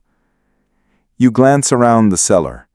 Relics hum, bottles pulse faintly with dormant power. A cracked mirror leans against a shelf, its surface warped and dust-smeared. An idea creeps in, dangerous, ridiculous, but maybe exactly what the spirit wants. You walk toward the mirror. Mira hisses, "What are you doing? Don't touch cursed antiques." Ignoring her, you wipe the dust with your sleeve, revealing a warped reflection of yourself, stretched, crooked, like a carnival parody. You give a bow to your distorted double. "Ladies and gentlemen," you announce softly, "a duet." The spirit leans closer, grin twitching with interest. "Oh, show me." You clutch the vessel with one arm, and with the other begin mimicking your own distorted reflection, turning each distorted motion into an exaggerated pantomime. You wobble your head when the glass bends it too wide. You stretch your arms when the reflection warps them long.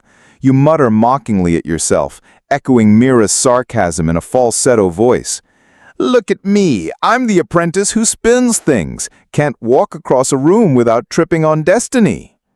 The spirit cackles instantly, its laughter bouncing like 1,000 bells.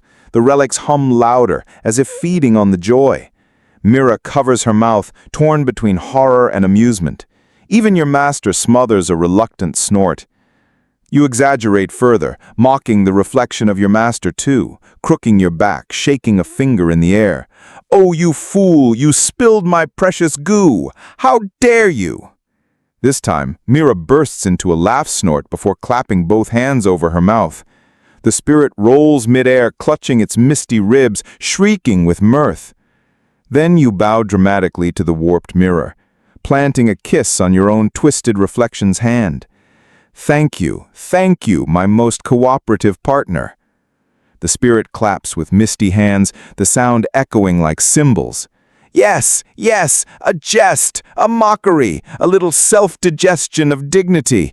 Beautiful. I'll savor it for at least a heartbeat. It drifts closer, its grin stretching even further. "But tricks are not a single note, little brewer. I want an orchestra. Keep playing, keep twisting, make mischief until I sing." Mira throws her hands up. "Oh great, now you're the court jester of Mr. Haunted Smiley." The spirit ignores her, circling you like a moth around a flame. Every trick you give me, I'll give you a thread. Piece by piece, I'll weave your way out. Stop too soon, and I'll weave you into something else entirely. Your master finally speaks, voice low. Threads of spirit are dangerous. The spirit snaps back. Threads of silence are boring. Choose, old man. The chamber thrums, relics vibrating harder, as if the laughter itself has become fuel. You feel the vessel shiver in your arms, as though it too wants release, as though the spirit's bargain is binding it closer. You lick dry lips. Fine. We'll bargain. We'll play. The spirit bows deeply, vapor trailing in spirals. Ah, music to my ears. Mischief for guidance, laughter for wisdom. Your little catastrophe can yet become a comedy. Mira groans. And if we fail? The spirit's grin widens past what should be possible. Then the comedy becomes tragedy, and tragedy, oh, it tastes even better. The chamber hums louder still, relics quake on their shelves, the cracked cauldron glows like a furnace reignited. Your master grips your shoulder hard.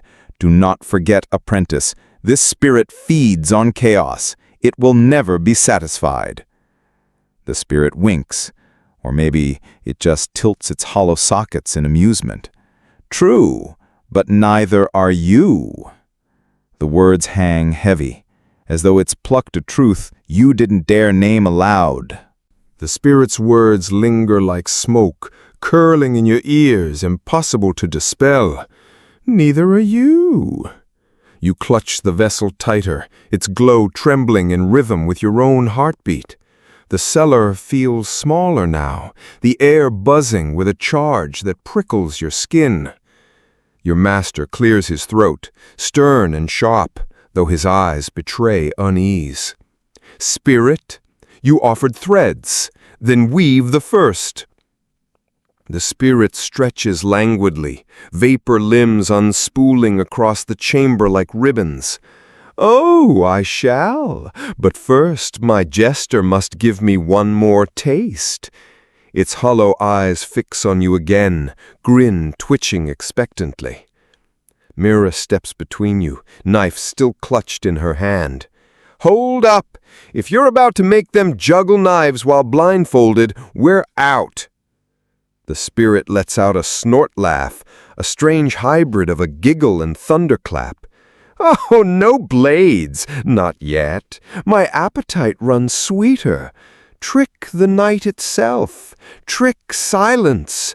Show me how your little hands make mischief when no one's looking. Your master grips your arm.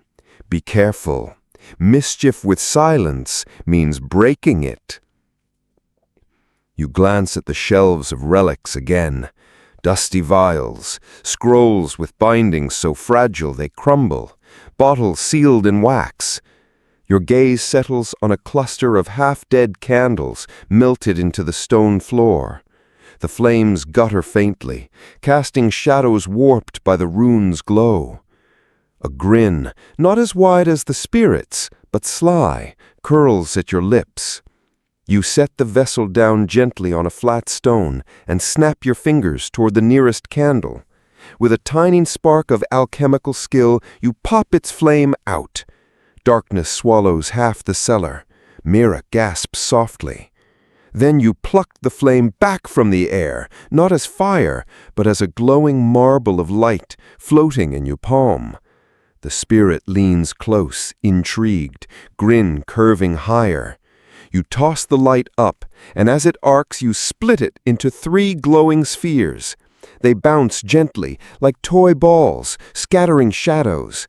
You juggle them clumsily, each drop making Mira hiss through her teeth. Then deliberately, you let one fall, but instead of landing, it zips across the chamber, slamming into the cracked mirror.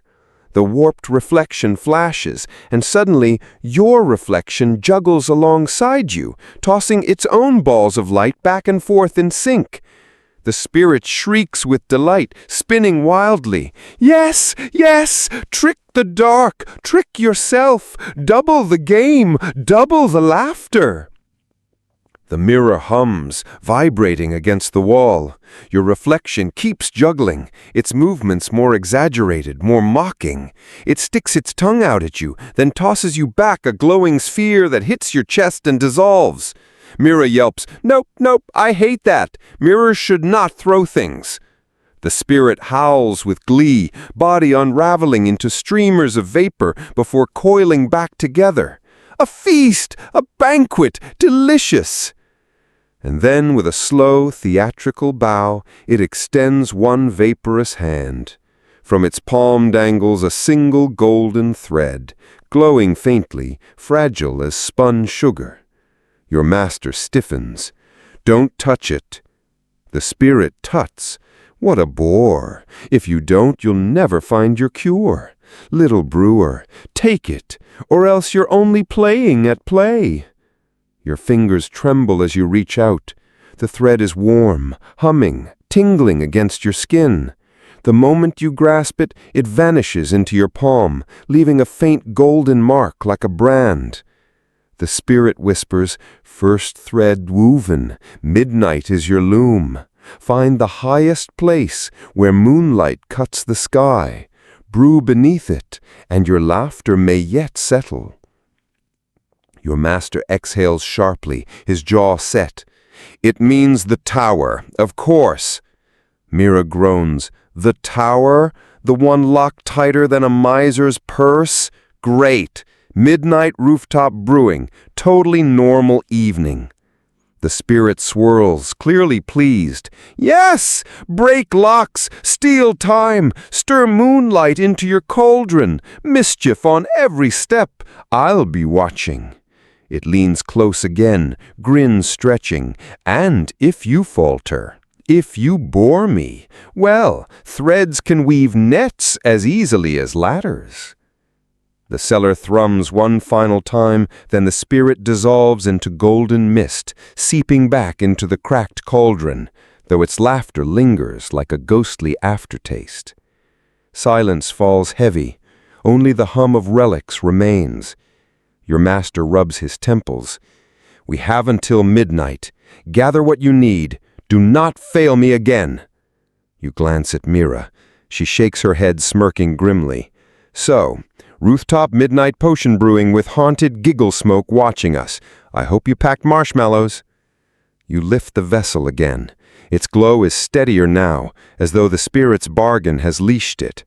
Yet your marked palm still tingles, reminding you, this is only the first game. The cellar door groans open, and cool night air brushes your face as you emerge, vessel cradled carefully in your arms. The city above has quieted. Most shops shuttered, streets dim, lanterns flickering lazily in the breeze.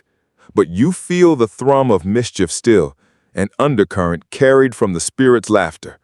Midnight looms, and with it the promise of moonlight brewing.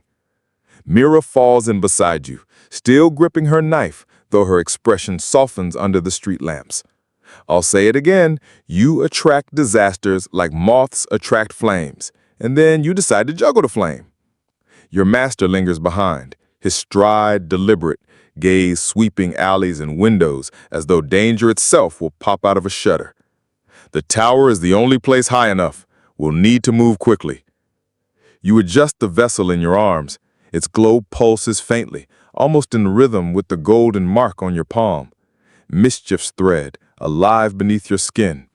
You murmur, "So we just sneak up, break in, and start a midnight cauldron party?"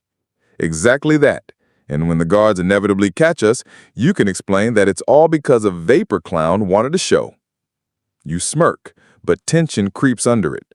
Already the vessel vibrates faintly, as though sensing what's ahead. The tower waits.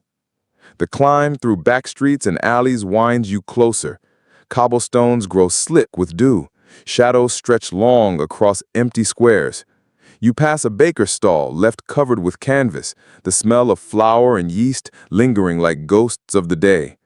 Above, the tower rises, black stone stabbing the sky, its peak kissing the thin silver curve of the moon. But you're not alone. At the base of the tower, torchlight flickers. A cluster of figures stands there, half hidden, hunched, but unmistakably waiting. As you round the corner, one steps forward. A familiar sneer catches the firelight. The rival apothecary.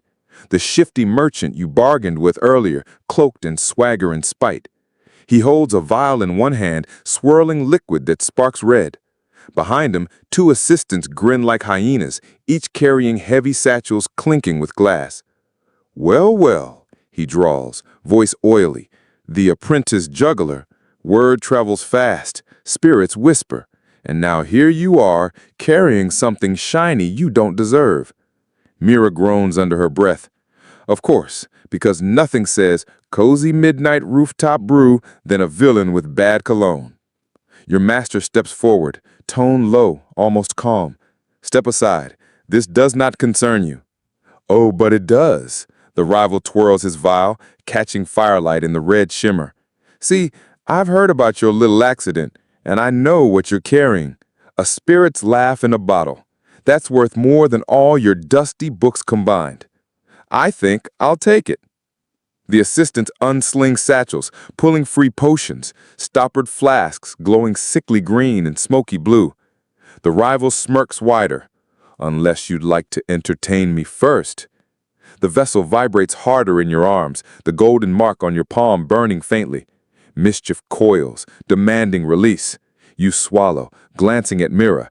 She already has her knife ready. Your master's jaw tightens. "Stand back." But the rival doesn't. Instead, he uncorks his vial with a flourish and flings the contents toward the cobblestones. It splatters, ignites, and a plume of crimson smoke erupts, spiraling upward with a hiss. The assistants do the same, flinging their brews until the street is a battlefield of fumes and sparks. The rival bows mockingly. "Let's see who brews chaos better." You grip the vessel tighter, heat tingling at your palm. Potion duel, of course, because juggling wasn't humiliating enough. The first wave of smoke billows toward you. Instinctively, you uncork a small vial from your belt, a leftover from your market hall. Tossing it forward, it bursts into a spray of glittering frost, colliding with the crimson fog. The two forces hiss and writhe, sparks flying as frost devours smoke in patches. Mira whoops. That's right, frost bomb versus clown smoke. She lunges in, slashing a flask out of an assistant's hand before it can hit the ground. Your master joins in, flinging a calculated throw. His potion bursts into vines, twisting up around another assistant's legs, binding them mid-stride. The rival snarls, but his grin remains. He uncorks another flask, this one glowing like molten gold, and hurls it directly at your feet. You leap back just as it splatters, sizzling against the stone, forming molten lines that snake outward like rivers of lava. Heat scorches your boots. You fumble for another vial. Nothing good enough, nothing big enough. The vessel hums harder, almost begging. The golden mark burns. The spirit's whisper slithers in your ear. "Mischief, little brewer. Play your hand. Trick the trickster."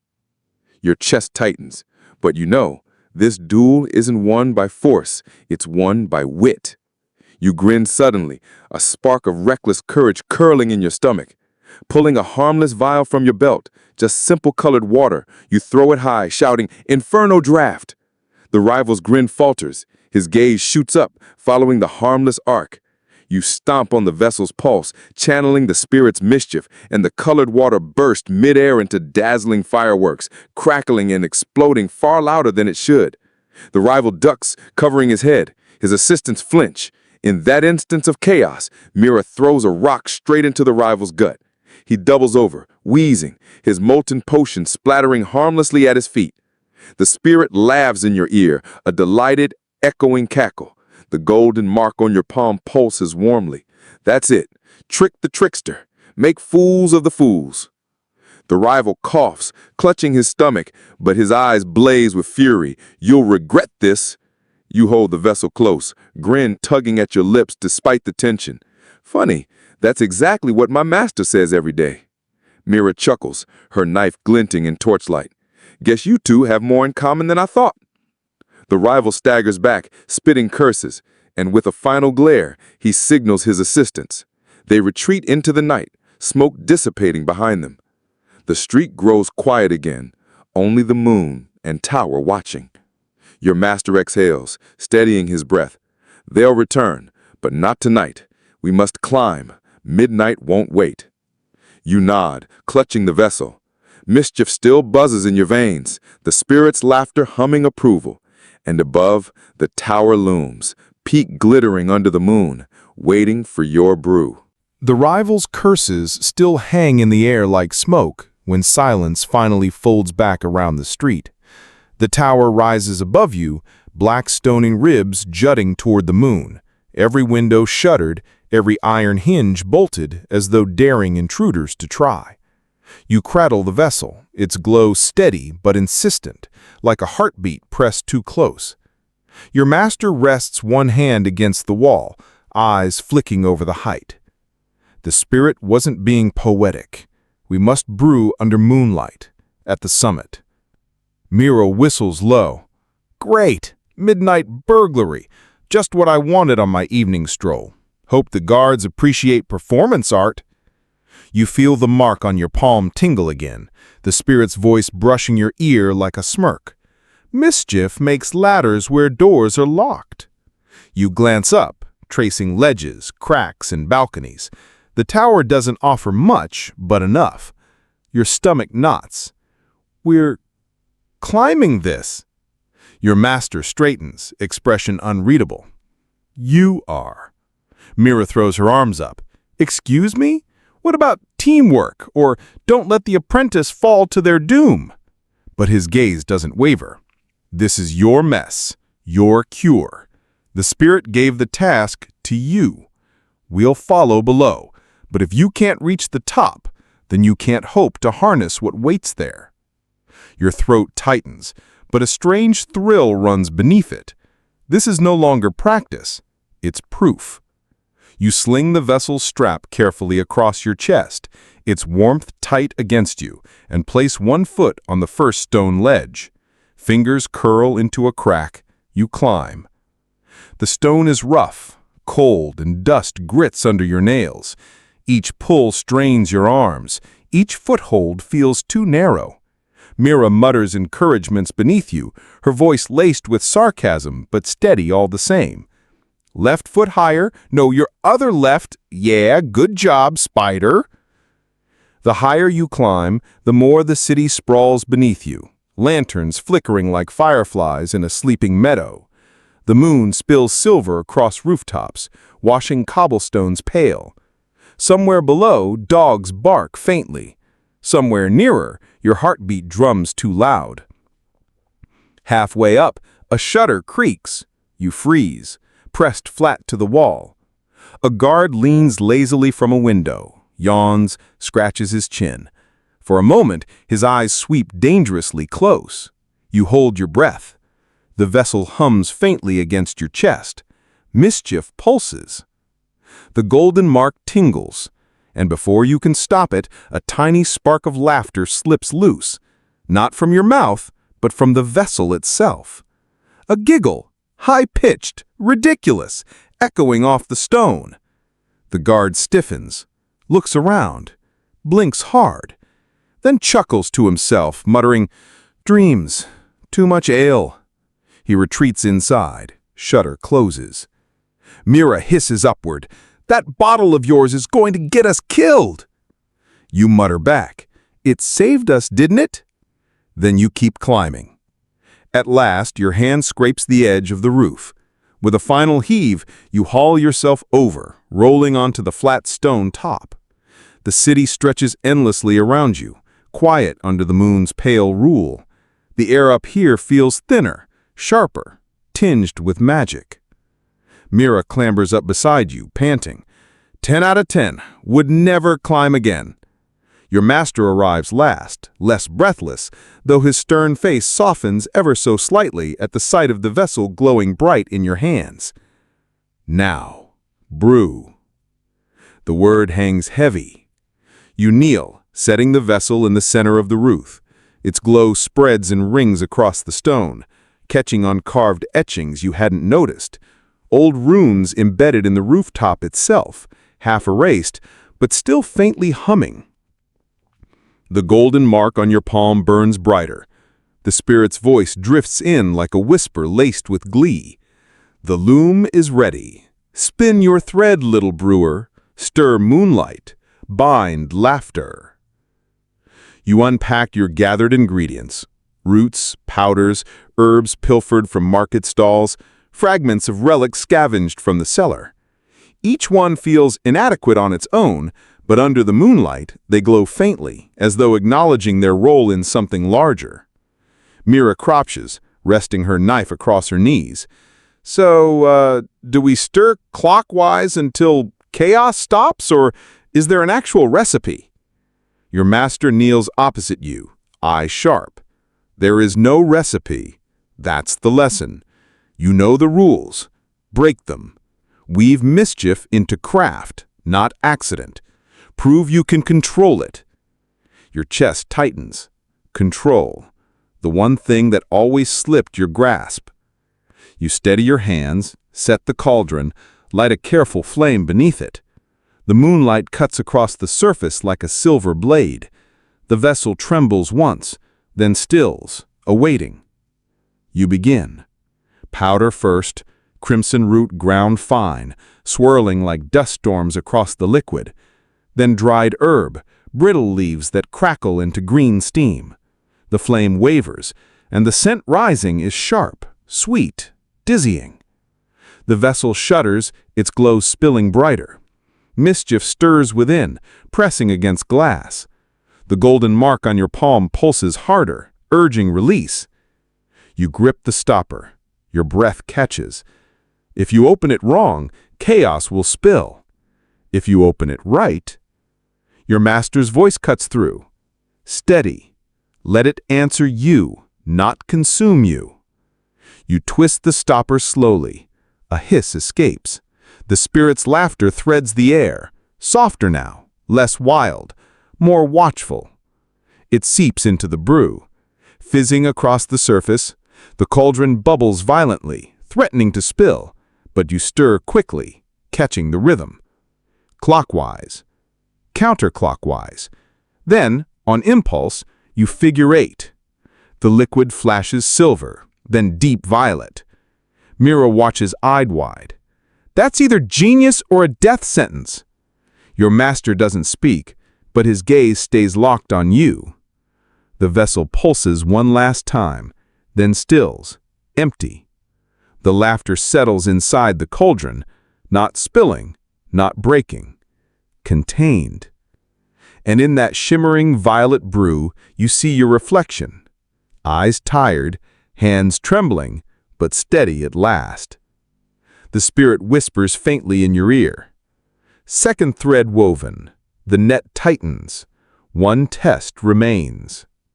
You exhale, sweat cooling on your brow. For the first time since the spill, the laughter doesn't feel like it's mocking you. It feels quiet. Your master rises slowly. You've done it, but only once. Tomorrow, we test it for real. His gaze sharpens, a final wait. Before me. Mira groans. Of course, because saving the city from clown smoke chaos wasn't enough, you still need an exam. You manage a shaky grin. The moonlight flickers across the cauldron, violet liquid rippling like silk. The final trial waits, and this time there will be no more accidents. The cauldron still simmers, violet light rippling under the moon as if the liquid itself breathes. You sit back on your heels, every muscle aching from the climb, the duel, the endless hours of holding chaos at bay. Mira wipes sweat from her brow with the back of her hand, muttering, "Well, if this isn't the weirdest tea party I've ever been to." Your master doesn't laugh.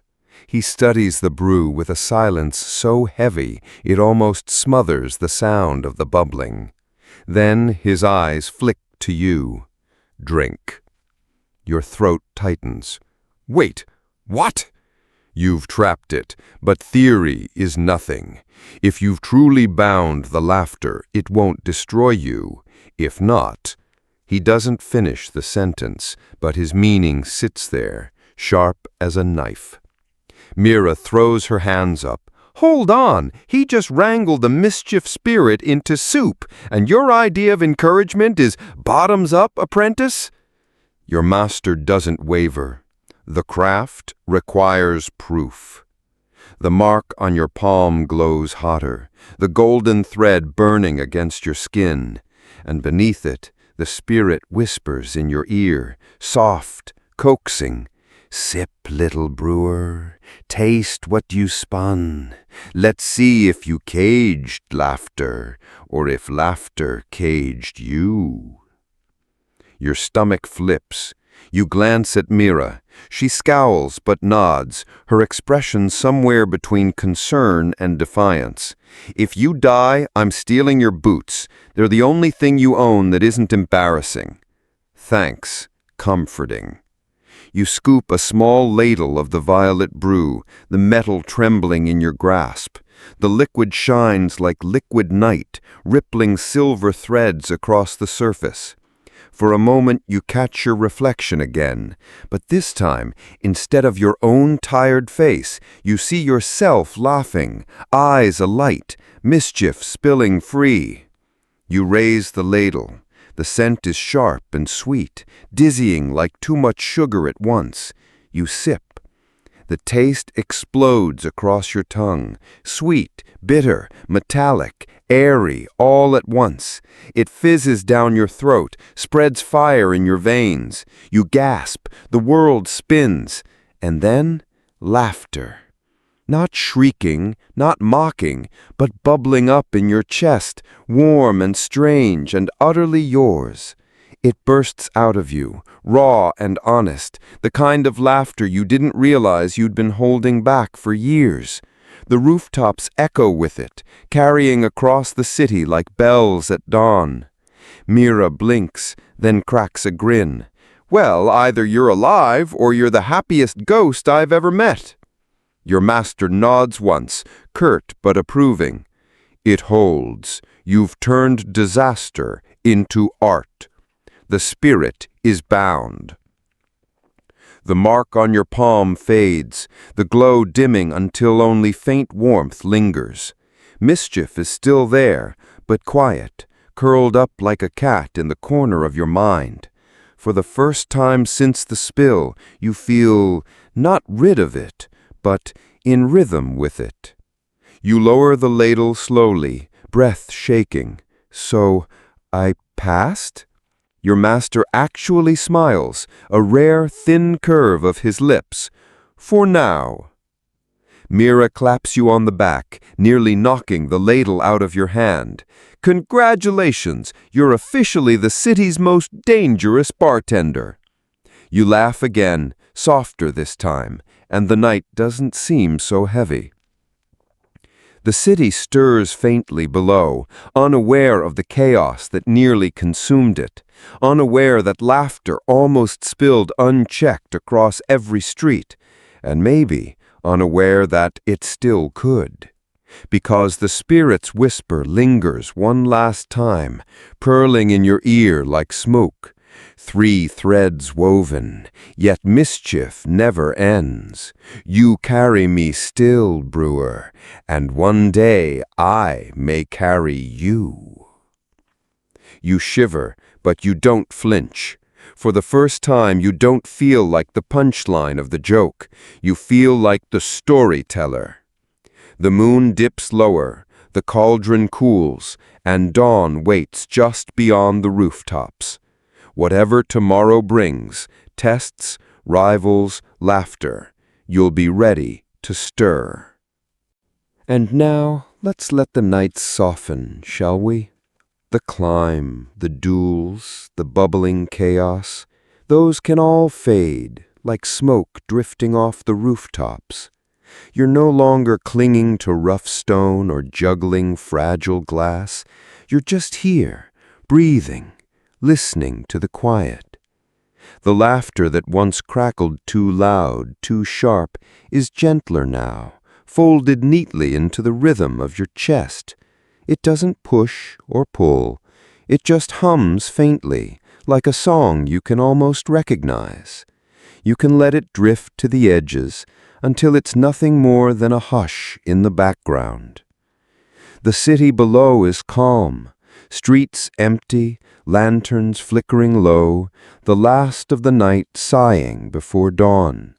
You can picture that soft breeze moving through alleys and over balconies, carrying nothing urgent, nothing heavy, just air, just stillness. Your hands, so tense before, can finally loosen, fingers uncurl, shoulders ease, even your breath slows without effort, as though your body remembers how to rest. The tower, tall and imposing, no longer feels like a threat. It's just stone, holding your weight, steady beneath you. Above, the moon continues its patient glide, silver light washing the world in calm. And you, apprentice no longer caught in panic, can let yourself lie back, eyes closed, letting the air, the quiet, and the faint, harmless echo of laughter lull you deeper. There's no trick waiting now, no rival, no master demanding proof, no vessel straining to break, just silence, just calm, just the steady drift into sleep. So sink into it. Let yourself fall, not like climbing from ledge to ledge, but like a slow, weightless descent into dream. Sleep well, friend.